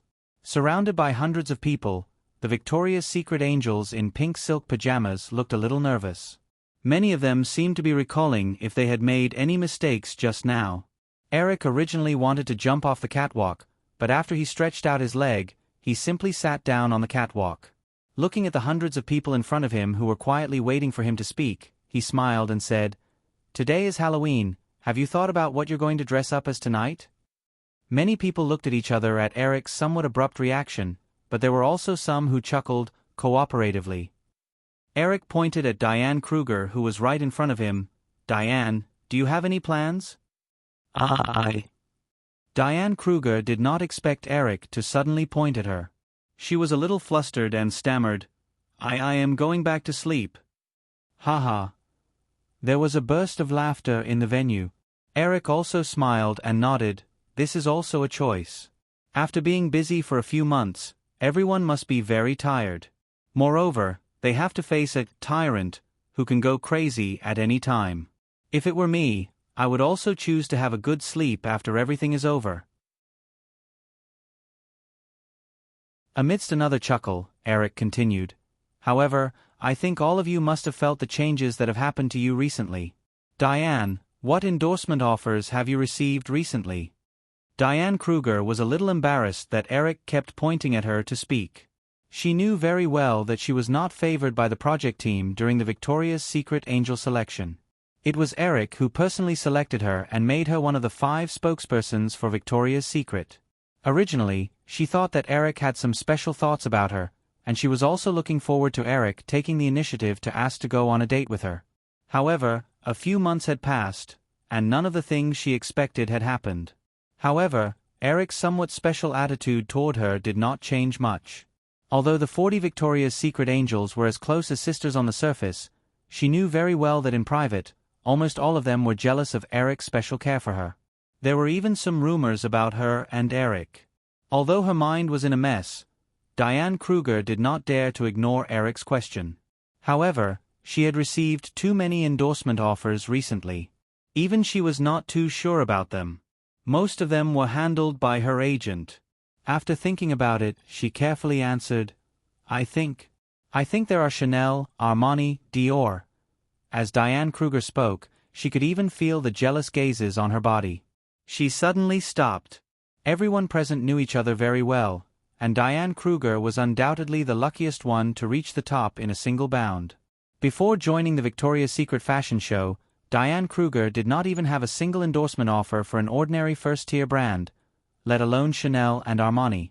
Most of the time, she was just like many other ordinary models, shooting TV or print ads and participating in some fashion shows. Seeing that Diane Kruger had suddenly stopped, Eric did not pursue the matter. He looked at everyone and said, I think everyone has more or less received some brand collaboration offers. Perhaps, you occasionally feel that it is not enough to share the influence of this show with 40 people. However, I can say with certainty that you are definitely the luckiest 40 models out of hundreds of thousands of models in the world.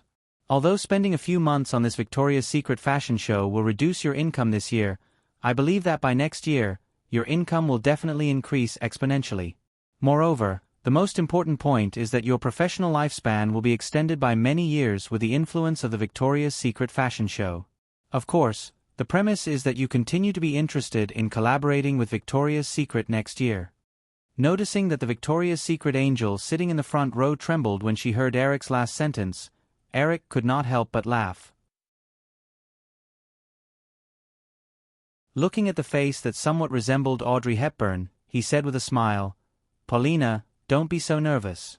I can tell you now that I will definitely not personally direct the Victoria's Secret fashion show next year.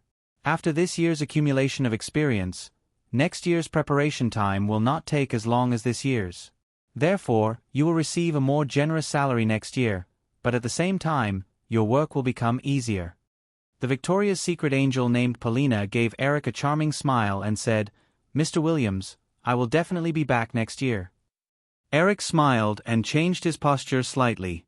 He clapped his hands and said, "Then now, let's talk about the dress rehearsal just now. I am very satisfied with everyone's final performance. As long as everyone still shows today's standard in 2 days, I am sure that we will definitely amaze the whole world." Amidst the excited cheers and applause, Eric pressed his hands together and said to everyone, "Tomorrow, everyone will take a day off. Of course, tonight is Halloween.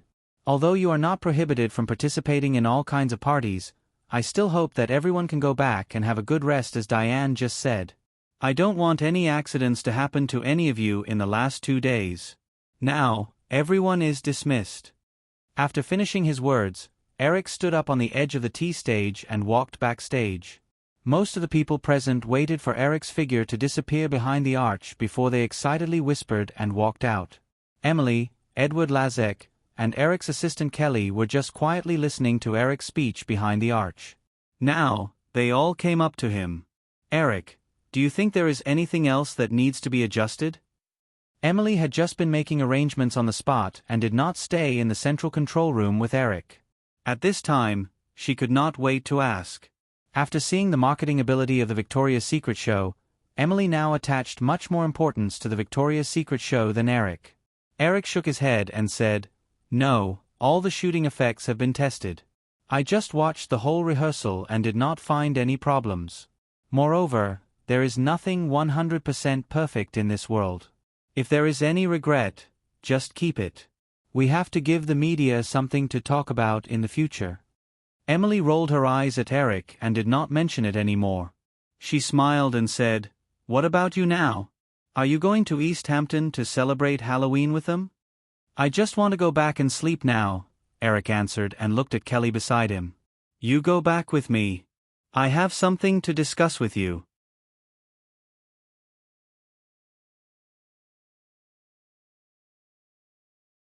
Chapter 668. Under everyone's attention, it was finally the 2nd of November. The Victoria's Secret fashion show would start at 7 o'clock in the evening and end at 8:30 if everything went well. The after-party would be held at the Gramercy Hotel, not far from the munitions factory. Since early morning, the media reporters stationed in New York began to gather near the munitions factory on Lexington Avenue. Just after noon, the roads within a few hundred meters of the munitions factory were packed with media from all over the world. After Firefly communicated with the New York Municipal Transportation Department, the roads between 2 blocks around the munitions factory were blocked early in the morning of November 2nd. Fortunately, the munitions factory was located at the southern end of Lexington Avenue, which was not a busy area in New York. The road blockage would not have serious consequences for the nearby public transportation. Therefore, the Municipal Transportation Department readily approved Firefly's request. The entire project team entered the munitions factory early in the morning of November 2nd to make the final preparations. Under the tight security, even the invited media had to wait until it was time to enter before they were allowed to enter. Most of the uninvited reporters could only wait patiently outside the munitions factory, hoping to get some useful information. Although the guests would enter at 6 o'clock in the evening, there was always a shortage of people in the world who wanted to get attention for various reasons. The place where hundreds of media reporters gathered was undoubtedly the focus of these people. Some of the reporters who had occupied good shooting positions since the early morning and had been waiting outside the munitions factory thought that they would not get any useful news until the afternoon. However, they had obviously underestimated the influence of this fashion show and the determination of some people to become famous. Throughout the day, there were all kinds of people trying to gain fame on the streets near the munitions factory. Of course, most of them were models. After all, there were only 40 lucky people in the Victoria's Secret fashion show. As a fashion capital, there were countless beautiful girls gathered here. Feeling the influence of the Victoria's Secret fashion show, these models, who had no chance to be on the Victoria's Secret fashion show, found another way. Some of the more capable models often led a small team to take various photos on the streets near the munitions factory, so that they could publish news such as XXX attends the Victoria's Secret show the next day. Even if they didn't have the opportunity to step into the munitions factory, no one would pursue this little trick of gaining fame. Young models without the ability could only dress themselves up, walk up and down the street, or pretend to wait for friends under the streetlights for a few hours. Although most of the photos would be discarded by the reporters, as long as a few of them appeared in the newspapers and magazines, it was an opportunity for these girls. If they could attract the attention of some fashion tycoons, they could reach the sky in one step. This kind of thing was not unprecedented. Back then, Cindy Crawford relied on a few street photos taken by tabloid reporters to attract the attention of the fashion industry, and step by step, she reached her current position. In the face of these young models who gained fame, the reporters gathered near the munitions factory often maintained a proud posture of knowing the inside story. Occasionally, they would press the shutter a few times, as if they were bestowing a gift or slightly adjusting the shutter. But as dusk approached, they looked enviously at some of their peers who were arranged to enter the munitions factory in advance. All the media people were on high alert as they waited for the arrival of 6 o'clock. These people knew very well that with Eric's current status, even if he sent an invitation to the federal president, the Clintons probably wouldn't refuse the fashion show that he had personally produced. Although the Victoria's Secret project team did not announce any guest list to the public, the lineup of guests who would attend the Victoria's Secret show today was definitely very powerful. However, just as the hour hand moved to 5:40, an arrogant white limousine appeared at the end of the red carpet outside the munitions factory. The Westerners' concept of time was almost deeply ingrained. This somewhat abrupt move surprised everyone, but the flashes still went off like crazy. After the limousine driver got off, he respectfully opened the door. A baby-faced girl in a short pink trench coat couldn't wait to jump out of the car. "It's so lively," the little girl said to herself with a smile. Then, she waved to the nearest group of reporters. "Hi, everyone." Seeing the appearance of Drew, who had an unusually close relationship with Eric, the group of reporters boiled over. When they heard the little girl's greeting, there was suddenly a mess of responses. Someone asked loudly, "Miss Barrymore, are you here to cheer for Mr. Williams?" The little girl smiled and nodded, "Yes." Amidst the noise, a very bold reporter raised his voice and asked, "Miss Barrymore, what do you think of the scandal between Mr. Williams and Heidi Crumb?" The little girl's smile remained unchanged. "The things you wrote are quite fun. I don't have any opinions. As long as everyone is happy."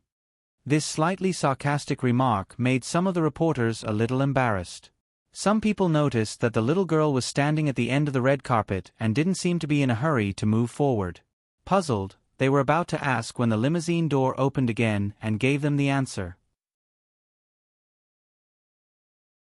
The rear door of the limousine opened, and two beautiful blonde Russian girls with the same height and appearance walked out of the car. The twins were wearing the same dark-colored trench coat and black boots. Under their beautiful appearance, there was a heroic aura that was almost similar to that of a soldier. Although the little girl was still playful in recent years, she kept a low profile and almost never appeared in the media. Suddenly, she appeared in front of the reporters with the Russian twins, which immediately caused a slight uproar. "Miss Barrymore, may I ask who these two beautiful ladies are? Are they also models?" The little girl casually put her small hands in her pockets and walked leisurely on the red carpet toward the entrance of the munitions factory. She replied, "They are Natasha, not models. They are my bodyguards." Although they noticed the slightly cold aura exuding from the Russian twins, the two identical delicate faces made it difficult for them to believe the twins' profession. "Miss Barrymore, you must be joking. Or, are they going to play the role of bodyguards in a movie of the Firefly Group? Hee, your idea is very interesting. If there is a chance, I will let them try it out." With that said, the little girl walked to the entrance of the munitions factory with the twins. The tall guard waited for Drew to come closer, and without any intention of letting the little girl show her invitation, he took the initiative to open the anti-collision chain and respectfully let the little girl and the twins in. This action immediately caused some dissatisfaction. "Hey, big guy, don't tell me Drew Barrymore doesn't need an invitation?" a reporter asked in a questioning tone. However, the only thing that the person who asked the question received was a roll of the eyes. The little girl walked into the outer hall of the munitions factory, picked up a pen and casually drew a few lines in front of the photo-taking wall. Some special reporters who were not ready to take pictures were surprised and left in a flash. Walking in the corridor leading to the backstage, the little girl looked at the surrounding decorations with great interest. Suddenly, she asked the twins behind her, "Natasha, how did it feel to be the center of attention just now?" The twins looked at each other, and one of them said, "Boss, it felt very awkward." Hee, that's right. Just don't fall in love with this feeling. Otherwise, you will be very distressed. The twins nodded at the same time and quietly followed behind Drew. They both knew why Drew said that.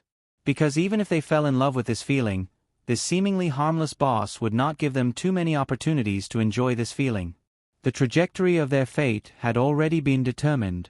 With this thought in mind, the figure of the young man they were about to see appeared in the twins' minds at the same time. He liked to let them call him master. Although they knew that there was a hidden meaning behind it, they could not resist it too much. Instead, they were more in awe of him. This was because they knew that although the young man was young, he was a very, very powerful person. The wealth he had was even more than the money in the treasury of the Russian Federation after the collapse of the Soviet Union. Although this wealth had nothing to do with them, it gave them an unprecedented sense of security. After the little girl appeared, it was soon 6 o'clock. Limousines began to park outside the red carpet, which was not too long. The group of reporters surrounding the red carpet began to frantically press their shutters. New York's political and business celebrities, fashion tycoons, media executives, Hollywood superstars, and other key figures who rarely gathered together were all in the reporters' sights. Although Eric did not have any intention of letting these guests steal too much of the limelight from the Victoria's Secret angel, he did not refuse these people who took the initiative to come and support him. It was undeniable that the influence brought by the appearance of these big shots would definitely cause the media to fiercely discuss for a while. The topic of the Victoria's Secret fashion show would be maintained until the official broadcast in December. Time passed by minute. The special guests could still walk the red carpet, but most of the ordinary guests could only enter the munitions factory through other channels. Otherwise, it would be impossible for the 1,000 guests to all enter within an hour. As it approached 7 o'clock, Anna Wintour, the editor-in-chief of the American version of Vogue, sat in the front row on the left side of the runway and chatted in a low voice with Jane Wenner, the founder of Rolling Stone, next to her. However, her eyes were looking at the luxurious lineup of guests around her and the professional and gorgeous decorations in the venue. She could not help but feel a little emotional.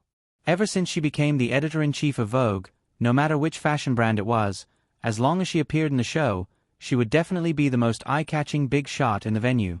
Before those big shows, the main people in charge and designers would take the initiative to come out and greet her. But today, for the first time, Anna Wintour felt the long-lost feeling of being ignored. However, she did not feel angry or depressed because many people around her were far more famous and had a higher status than her. Not to mention the tycoons of other industries, just not far from her was the big boss of Vogue's parent company, Condé Nast Group, She Newhouse. Anna Wintour, who used to be greeted by others, had just walked over to greet him. It was finally 7 o'clock. With a few light clicks, the lights in the hall changed rapidly. The VIP seats became dim, and the T stage covered with silver sequins became even brighter. Everyone's eyes turned to the huge arched door. In front of the hard projection screen behind the arch, special rock instruments had been installed. Anna Wintour could not help but think of some rumors. She had some doubts and expectations in her heart. Was Eric Williams going to perform on stage in person? However, she quickly threw this idea away. It was reasonable for Eric to direct a fashion show in person. If he were to perform on stage in person with his current status, it would be a bit out of line. Anna Wintour thought and whispered to Jane Wenner, the founder of Rolling Stone, next to her, "Jane, have you heard which bands will perform on stage this time?" Jane Wenner shook his head. "I don't know. Some news we received is that Firefly Group will launch some of its own singers." Jeffrey Katzenberg reorganized all the music departments of Firefly's subsidiary company some time ago and created Firefly Records. However, judging from the scandal some time ago, everyone knows that all the BGM of this big show was written by Eric Williams himself. His song New Divide, a few years ago, was simply amazing. I guess this song will never disappoint. I am very much looking forward to it. Anna Wintour nodded. She was not very interested in music. Instead, she was looking forward to what kind of interior show Eric would come up with this time. After the lights came on, Eric quickly came out and gave a short speech in person. Then he left in the applause. The lights in the venue changed again. The bright red light dyed the whole runway red. The whole venue seemed to be dyed a bright red. The crisp sound of drums rang out, and the British Guard of Honor walked out under the red lights and began to perform. Some people in the venue still maintained a strong curiosity, while others were already a little indifferent. What was the meaning of this? However, the sound that followed soon answered their doubts. When the drums became more and more rapid and left the runway, the announcer announced the first theme of the Victoria's Secret show, British Invasion. A few unfamiliar rock and roll young people walked on stage. The explosive music suddenly rang out. P.S. You can watch the 2013 Victoria's Secret annual show. The following scenes are mainly based on this episode. However, the main highlight of this episode is only the music. Most of the angels are average. If you want to see models and catwalks, look for the 2006 show. Giselle's opening was very domineering.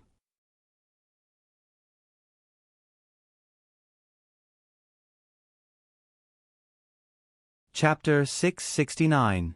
The deafening surround sound system also resounded throughout the backstage of the munitions factory. The punk rock music was inspiring, but it also brought a strong sense of tension to all the Victoria's Secret angels. As long as they successfully completed tonight's show, they would usher in a new world in their career. However, if anything went wrong, it could also bring about a devastating blow to their career. As the opening Victoria's Secret angel, Diane Kruger even felt her hands and feet slightly numb. She pursed her pink thin lips and quickly drew a cross in front of her. Then, she took a deep breath and tried to relax herself as much as possible. "Everyone go." Under the command of the executive director in the headset, the staff waiting next to Diane Kruger gently pushed the girl out of the venue and quickly turned their attention to the next Victoria's Secret angel. After a long period of strict rehearsal, Diane Kruger, who was slightly dizzy, almost instinctively walked to the stage. Her exquisitely made-up face revealed a charming smile that she had secretly practiced countless times. Under the warm atmosphere, with her appearance, there was a burst of applause and cheers almost without any signal. After a short pause at the exit, Diane Kruger walked to the shining silver runway with a strong personal style that had undergone the hellish training arranged by Eric. Among the 5 spokespersons of Victoria's Secret, Diane Kruger was the least famous one. Or rather, she was not famous at all before this. Therefore, since the announcement of the list, the industry had always maintained a strong interest in this petite and slightly immature girl who had just turned 18 years old. Almost everyone was sure that this girl who suddenly rose to fame had some kind of relationship with Eric. However, at this time, many people present still did not expect that Eric would let this unknown girl walk the opening. Most people thought that the opening supermodels of the Victoria's Secret fashion show would definitely only be chosen between the 3 top supermodels, Christy Dowington, Linda Evangelista, and Cindy Crawford. When they saw Diane Kruger appear on the stage first, many people had the same thought in their minds. This was too much of a favor. While some of the invited media personnel were already thinking about how to subtly satirize this matter, Diane Kruger's very obvious personal style of walking on the stage amazed many people. This was a kind of confident and domineering style of walking on the stage, with a steady but slightly seductive gait, almost unforgettable. It was a little unbelievable. Only people in the fashion industry knew how rare it was to have a model with a unique personal style of walking. Take Naomi Campbell, for example. If it were not for her queen-like walk that made too many designers unable to stop, with her terrible personality, she would have been banned by the entire fashion industry. Many fashion tycoons who were invited here were even secretly confused. If such an excellent girl appeared on the tea stage before, she should have already stood out. There was no reason for her to be discovered by Eric Williams until now. Although they were puzzled, many people began to secretly make up their minds to invite Diane Kruger to work with them. While some people were paying attention to Diane Kruger's stunning walk on the runway, many people were also paying attention to Diane Kruger's angelic outfit. It was a British-style military uniform with a red jacket, black wings, white gloves, and a simple inner wear. The girl looked sexy and playful, especially when she made a playful military salute at the end of the runway, which made most people in the venue cheer again. Of course, some people appreciated it, some people cheered, and some people expressed disdain. Anna Wintour, the editor-in-chief of Vogue, who was sitting in the front row of the show, heard a woman comment behind her with some sarcasm. "So this is the angelic outfit that Eric Williams has been hyping for months. Does he really think that those with wings are angels?" Anna Wintour remembered that this woman's voice should be from the editor-in-chief of Metropolis magazine. She just smiled coldly at the woman's frivolous comment. There was only one basic purpose of any fashion show, and that was to publicize it. Many fashion shows on high streets that seemed to be shrouded in fog were not targeted at ordinary people at all. They were targeted at those knowledgeable fashion media, shopping malls, and other groups. Even most of the celebrities who were invited to support the show were just putting on an act. In fact, they did not understand it at all. Those exaggerated fashions only showed the design concept of a brand for the next season. Anna Wintour, who was used to those fashion shows on high streets, felt a moment of discomfort when she saw Diane Kruger's angelic outfit.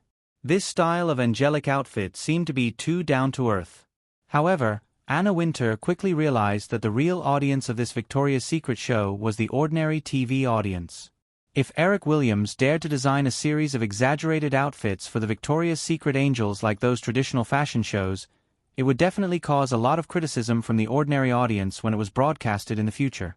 The angelic outfit design that perfectly displayed the sexy figures of the Victoria's Secret angels and was very pleasing to the eye was the most approachable style. Most of the attention was firmly attracted by the gorgeous angelic outfits and the sexy figures of the Victoria's Secret angels. Sitting next to Anna Wintour, the founder of Rolling Stone, Jane Wenner, was firmly locked on the attention of several rock and roll youths on the stage. The arrogant punk rock style of "My Songs Know What You Did in the Dark" made Jane Wenner, whose love for music had been dormant for many years, feel his blood boil again. He seemed to think of many years ago. It was because of his fanatical love for the world-famous rock band the Beatles that he and a group of friends founded the now-famous Rolling Stone magazine in the attic of a dilapidated printing plant. More than 20 years later, Rolling Stone magazine was no longer the pamphlet of fanzine it used to be. It had developed into a comprehensive media magazine covering many fields such as film, television, music, and so on. Jane Wenner had also changed from a hot-blooded youth to a rich publisher. When Cindy Crawford, who had closed the show, stepped backstage and the music finally stopped, Jane Wenner, who still wanted to continue, found himself unconsciously standing up. After realizing this, Jane Wenner suddenly looked around awkwardly. However, he soon found that many people around him had involuntarily stood up and applauded enthusiastically. After the first theme ended, the arch at the exit dimmed. Some figures began to nervously arrange various props, and the venue was filled with soft, soothing music. However, no matter which aspect of the show they focused on, everyone in the venue had strong expectations for the next theme. Amidst this kind of anticipation, the two major themes, Demon in the Dark and Pink Lady, which were released consecutively, once again brought a rich visual and auditory feast to the audience. Most of the audience felt that compared to participating in those high-street fashion shows that were just for style, this was the real enjoyment. At the same time, most people also noticed the 3 new songs with completely different styles that were released consecutively for the 3 themes. After the first punk rock song, Foo, the background music of Demon in the Dark was so imposing that it even caused the young women present to scream. When some people thought that the song seemed to be too rebellious, the third song, Stronger, was released immediately to make up for the regret in it. The 2 songs were simply echoing each other. The former described a girl with a strong personality who strongly criticized her unfaithful boyfriend, while the latter was almost the same girl talking about how the breakup not only did not hurt her, but also made her stronger. After these 2 themes, Anna Wintour couldn't help but say to Jane Wenner next to her, if it weren't for the fact that Eric Williams has so many scandals, maybe he really is a feminist. Jane Wenner just smiled slightly. Although the 2 songs that followed were still amazing, Jane Wenner was still looking forward to the rock band coming on stage again. So, in this kind of anticipation, the rock band came on stage again. However, when the majestic prelude of The Phoenix sounded, some people in the venue who were more familiar with symphonies couldn't help but open their mouths in surprise. Because they all heard that the rock accompaniment this time used the rhythm of many well-known composers of the former Soviet Union, Shostakovich's Symphony No. 7. Perhaps not many people have heard of Shostakovich's Symphony No. 7 in C major, but this symphony has another name, Leningrad Symphony. This majestic symphony was produced during the tragic defense of Leningrad during World War II. It was a complete war symphony. Music knows no borders, not to mention now that the once powerful Soviet Union has been reduced to ashes, so no one cared that Eric used Leningrad Symphony as the accompaniment. The audience in the venue became even more fanatical in the shocking music. After the theme ended, Jane Wenner, who sat down with everyone, couldn't help but sigh, Eric Williams is really a fucking genius. Anna Wintour didn't mind Jane Wenner's gaffe. She smiled and said, have you started to think of a special report for this show? Jane Wenner nodded immediately. Not only that, he even planned to write the special report himself. However, after having this idea, Jane Wenner was immediately stunned. Anna Wintour asked, what's wrong, Jane?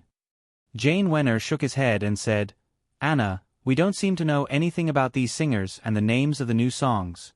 If that's the case, how can we write the special report? Anna Wintour thought for a moment, then realized something and said, I understand. What? Jane Wenner asked eagerly. Anna Wintour said, the purpose of this Victoria's Secret show is still to promote the brand. Although these songs are all composed by Eric Williams himself, he definitely doesn't want the media to pay too much attention to these new songs. Jane Wenner also showed a look of regret. So, we don't know anything about these bands, singers, and the names of the songs. It's not easy to start a discussion on this. This move is really amazing. No wonder I didn't hear any introduction of these singers and music from the beginning to the end. Anna Wintour nodded. Eric Williams' marketing of Victoria's Secret this time is a classic. I even think that this case study will be included in many business school textbooks. So, he definitely won't let go of this marketing point of music. Maybe he's just waiting for the right time. As the 2 of them chatted in a low voice, the lights in the hall changed again. The original strong lights went out one after another, and specks of golden light lit up. The atmosphere in the hall became somewhat illusory, luxurious, and mysterious. It reminded people of those extravagant jazz parties in the United States in the 1920s. The classical and soothing prelude of Young and Beautiful gradually sounded with a sigh of a woman's humming. Cindy Crawford, who already had a bit of a classical beauty, appeared on the runway wearing the iconic pearl accessories of the golden era, a small round hat, and a crystal dress, creating a dreamlike scene of the past, making people feel as if they had returned to the past. Some of the older audience members in the venue didn't really like the slightly noisy music, but when this soothing Baroque tune slowly sounded, many of the older audience members couldn't help but reminisce about the past and feel a sense of loss. They were already middle-aged. They had already achieved success and had seen all the prosperity. However, the girl who had walked through the streets and alleys hand in hand with them back then had disappeared without a trace. Although this kind of regret was not heart-wrenching, it was always difficult to let go of. Thus, unknowingly, tears fell. After one song, Facing the empty stage, the audience, who didn't pay much attention to the singer, suddenly had the desire to see the singer. However, they didn't know what the project team was thinking. Every time the male rock band went on stage, the singers of the female songs didn't appear. They only used the accompaniment mode. In the central control room backstage of the show, Eric looked at the image on the monitor in front of him and nodded with satisfaction. Regarding the doubts of many people in the venue, Eric, of course, wasn't completely out of personal preference. Based on some experience in his previous life, in many of the annual Victoria's Secret shows, the female guests only had two effects when they appeared on stage. Either the female guests stole the limelight from the angels and were ridiculed as a special concert, or the angels of Victoria's Secret made the guests, who were usually relatively short, look like ugly ducklings. No matter which one it was, the effect was very bad, so Eric simply didn't let the female singer go on stage. Looking at the people nervously preparing for the last theme on the monitor, Eric picked up the only walkie-talkie on the console that could connect everyone's earphones and said a few words of encouragement in a warm tone. After putting down the walkie-talkie, he looked at Xiaomi and the twins in the central control room with him and said with a smile, "It's the last theme. Don't you want to go out and take a look?" Xiaomi, who was flipping through Eric's thick workbook, raised a small chin and said with a smile, "No, I prefer to see you." Eric shrugged helplessly and didn't say anything more. As the executive director's voice came out from the walkie-talkie, everyone's attention was once again turned to the monitor screen.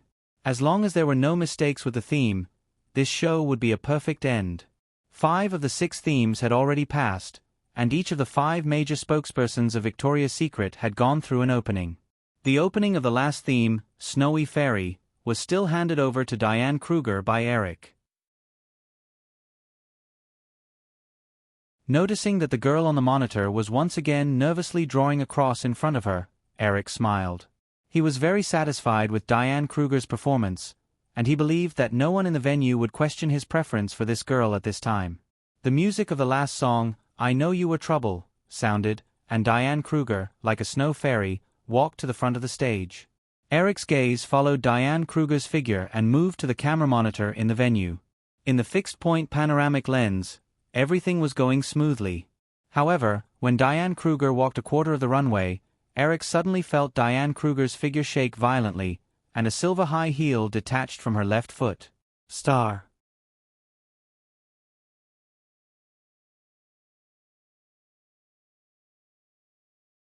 Chapter 670.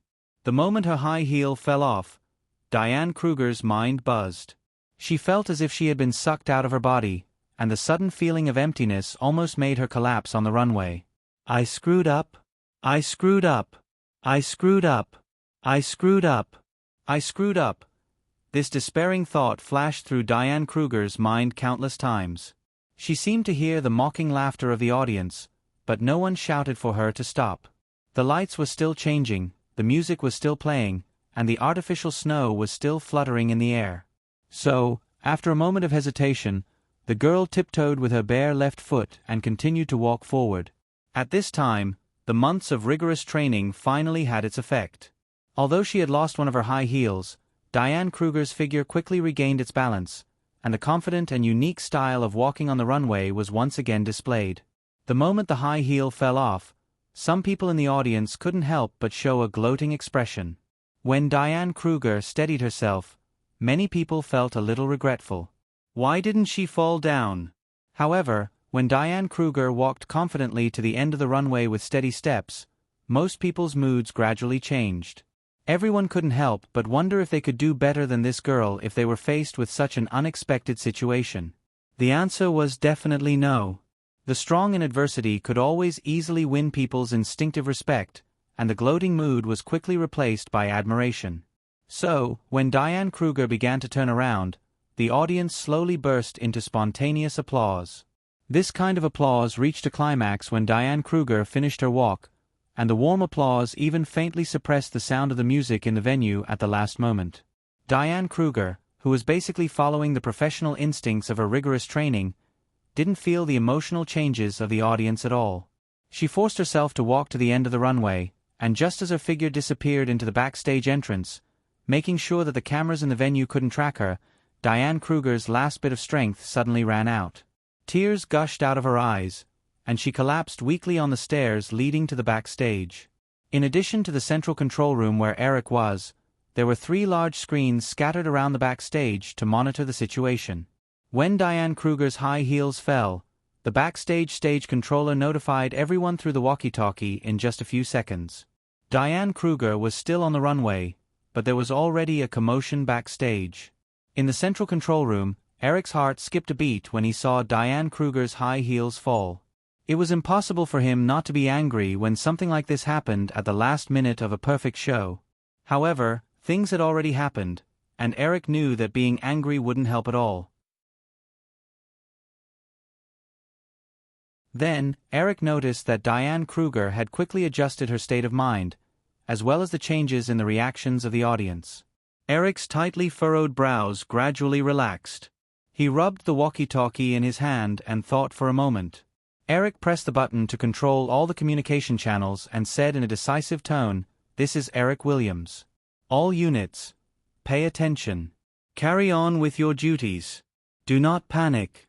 Nickel, ask your assistant to send that high heel to me, immediately."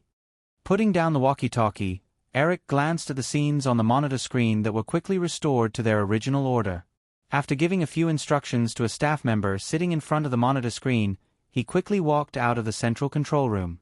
As soon as he stepped out of the door, Emily, Edward Lazek, and the others came up to him. Seeing Eric, Emily, who also looked a little upset, couldn't wait to say, "Eric, I just asked Donnie, who is in charge of logistics. If we redo the last theme, the artificial snow definitely won't last for 4 minutes. It will take at least half an hour to reassemble. What should we do?" Recalling the scene he just saw, Eric didn't stop walking and said, "There's no need to redo it. Call Tina over later. We need to have a good talk about this." Emily said in surprise, "What? There's no need to redo it, but..." "Don't worry, Emily. I've already come up with some good ideas." As the few of them were talking, they had already arrived at the entrance that connected to the front desk. The Victoria's Secret angels who had completed their tasks walked back from the front desk from time to time. Almost all of them had a relieved expression on their faces. Diane Kruger was already sitting on the stairs. When she saw Eric, her slender body shivered a little. Her tears that had not stopped in the first place gushed out again. I'm sorry, Mr. Williams. I messed it up. I didn't do it on purpose. I don't know why that high heel. Why did it suddenly fall off?" Eric sighed softly in his heart. Although he had already thought of a solution, this Victoria's Secret fashion show still didn't achieve the perfect effect that he wanted. Seeing that Diane Kruger still had that slightly heavy big wing on her back, Eric gestured to the 2 staff members and said, "Help Diane take the wing off. Also, where's that high heel?" Hearing that Eric was going to take the Victoria's Secret angel wings off her body, Diane Kruger's expression became even sadder. However, she didn't dare to say anything. She had messed up such an important task. Even if there was a reshoot, it definitely wouldn't have anything to do with her. The angel wings were quickly taken off. Without the angel wings as a foil, Diane Kruger's body looked even more delicate. Coupled with her heartbroken expression, anyone couldn't help but feel a sense of pity for her. Nickel, who was personally in charge of the photography at the front desk, quickly asked his assistant to send the high heel over. Eric instructed the staff around him to find a transparent plastic bag and put the high heel in it. Looking at the beautiful girl who was still crying in front of him, Eric walked up the stairs and sat down beside Diane Kruger. He gently reached out and pulled the girl over. Feeling Eric's action, Diane Kruger's body stiffened slightly. However, she quickly leaned over obediently. Leaning on Eric's shoulder, she inexplicably felt a little more at ease in her heart. Gradually, she stopped crying. When the little girl who came with Eric saw this scene, she couldn't help but pout her little mouth. At the same time, the expressions of the people around them were a little strange. However, before they had time to show any flirtatious expressions, they were attracted by Eric's next action. Some people even couldn't help but gasp. This was because Eric was carefully inspecting the high heel through the plastic bag. The last theme was still going on, and the music in the venue was still playing. However, the small area at the entrance of the backstage seemed to have created a silent vacuum with Eric's actions. Why is Eric inspecting that high heel? The sharp-eyed people around them had already noticed that the silver high heel in the transparent plastic bag had a shoelace in front. However, at this time, it had already been broken in two. At the same time, the crowd had the same thought. Someone was jealous of Diane Kruger's special treatment, so they did something to the high heel to embarrass her. This kind of deception was actually very common in the fashion industry. In the circle, there were more than one cases where models pushed each other on the runway and caused each other to fall down. However, the crowd didn't expect that someone would dare to do this at Eric's big show. Most people noticed Eric's dignified expression and were a little quiet. However, Emily didn't have such scruples. She walked forward and took the high heel from Eric's hand. After looking at it carefully, she said with some uncertainty, "Eric, it looks like it broke naturally?" Eric also felt that the break of the shoelace seemed to have broken naturally, but he didn't believe that such a coincidence would happen. This pair of shoes had only been worn a few times during the final dress rehearsals. There were no problems during those times, but now it suddenly broke. This was too much of a coincidence. Looking at the several senior executives of the Victoria's Secret project team and the staff who were not far away, Eric thought for a moment and handed the high heel in the plastic bag back to Emily. "Contact the FBI and ask them to help do a trace test on the break of the shoelace to determine if it was an accident. If it was an accident, then forget it. Also, don't forget to ask them to take the fingerprints on this shoe." After thinking about it, Eric took off Diane Kruger's other shoe, put it in a plastic bag, and handed it to Emily. "And this one, see if anyone did anything to it." "I'll do it now. I'll try to get the results out tomorrow." Emily put away the high heel with a solemn expression and said, "I won't be participating in the rest of the party. You can help to host it." The group of people looked at Emily nervously as she hurried away with the pair of high heels. There was a feeling of a storm in their hearts. Eric just said that if it was an accident, then forget it. He didn't mention what to do if it wasn't an accident. However, they all knew very well that if someone did something behind the scenes, then Eric would never let it go. After Emily left, Eric waved to the people around him. "The last theme is coming to an end. Everyone, go prepare for the curtain call. There's no need to gather here." Everyone returned to their positions. Eric then looked at Diane Kruger, who was still leaning on him. "Can you still go on stage? You performed so well today. If you don't appear during the curtain call, then it'll be a pity." Although Diane Kruger had already realized that the incident on the runway just now was not her fault, the feeling of exhaustion after the strong stimulation was not so easy to recover from. After taking a few deep breaths, the girl still felt weak in her hands and feet. She had no strength at all to get up. Eric patted her shoulder comfortingly and said to Edward Razek, "Edward, let the rock band perform another song later. Postpone the curtain call for 5 minutes." Edward nodded, picked up the walkie-talkie, said a few words, and walked to the stage. Eric looked at Diane Kruger next to him and asked, "There are still 5 minutes left. Do you want to eat something? Maybe you'll feel better?" "Okay." Diane Kruger nodded weakly. She did not expect Eric to postpone the closing of the show for her. She could not help but blush. Eric looked up at the twins next to the girl. "Natasha, come and help Diane to the resting area." The twins were just about to move, but Drew reached out and stopped them. The girl sniffled and turned around to leave with the twins. She only said, "You can do it yourself." Eric shook his head and smiled. This girl hasn't been jealous for a long time. Eric almost forgot that all women were jealous. Eric looked at Diane Kruger, who was sitting next to him like a docile kitten. He shrugged and reached out to pick the girl up. Under the slightly surprised gaze of everyone backstage, he walked to the resting area. It was not until Eric put her on a chair that Diane Kruger, whose face was as red as clouds, said in a low voice, "Thank you, Mr. Williams." Eric took a stack of chocolates from the workbench and handed it to Diane Kruger. He smiled and said, "You're welcome. It's very comfortable to hold." This slightly teasing sentence made Diane Kruger's cheeks even hotter, but she still mustered up the courage to answer in a low voice. If you want, I can, any time." Before she finished stuttering, she noticed a staff member rushing over with a few pairs of high heels. Diane Kruger had no choice but to shut her mouth. The performance on the stage soon ended. Under Eric's comfort, Diane Kruger gradually recovered her strength. The 40 supermodels walked on the stage together and completed the perfect closing of this fashion show. Although there was a small accident in the middle, for most people, this Victoria's Secret show was still very satisfying. The after-party at the Gramercy Hotel on Lexington Avenue was even more exciting for the guests who were lucky enough to attend. However, when many people were having fun at the after-party, Eric and all the people in charge of the Victoria's Secret show left the venue early and gathered in the conference room of the LTD Group headquarters in New York. Eric stood in front of the board in the conference room and pasted a huge photo that had just been printed on the board. Emily, Edward Razek, and the invited editor-in-chief of Yahoo, Tina Brown, all looked at it. It was a close-up photo of the Victoria's Secret runway. Everyone could tell that it was a live photo from the lighting and the audience. Of course, the most obvious sign was the eye-catching silver high heel that was left in the middle of the runway. Eric stood aside and quietly let everyone in the conference room admire it for a moment.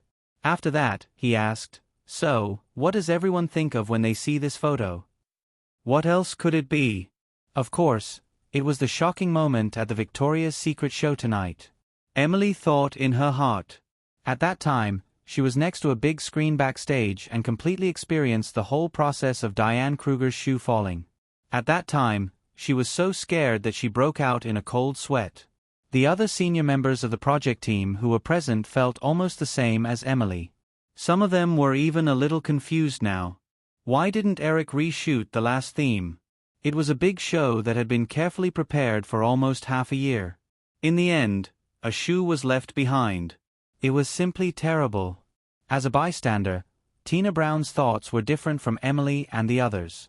She looked at the photo that Eric posted and thought for a moment. Then, she spat out a word with uncertainty. "Cinderella?" "That's right," Eric nodded approvingly. "It's Cinderella." Although Eric and Tina Brown said so, the others in the conference room reacted one after another. The silver high heel that was left on the glittering runway in the photo was really like the crystal shoe that Cinderella left behind in the fairy tale. Seeing that everyone had reacted, Eric continued to explain, "I've seen all the footage after Diane's shoe fell. Diane's performance was almost the same as when the shoe didn't fall. I believe that after the post-production editing, the scene that will be shown to the audience will still be amazing. Not only that, the incident of the high heel falling this time can also become a very clever publicity point." Speaking up to this point, Eric quickly picked up a pen and wrote a line of phrases on the board. He said, "So, in addition to the established marketing strategy, we have to temporarily add a publicity branch. The code name of this publicity branch will be Cinderella Incident." You're tuning in to the Narrate and Escape YouTube channel. Don't forget to subscribe and join us on this journey to catch the most captivating stories.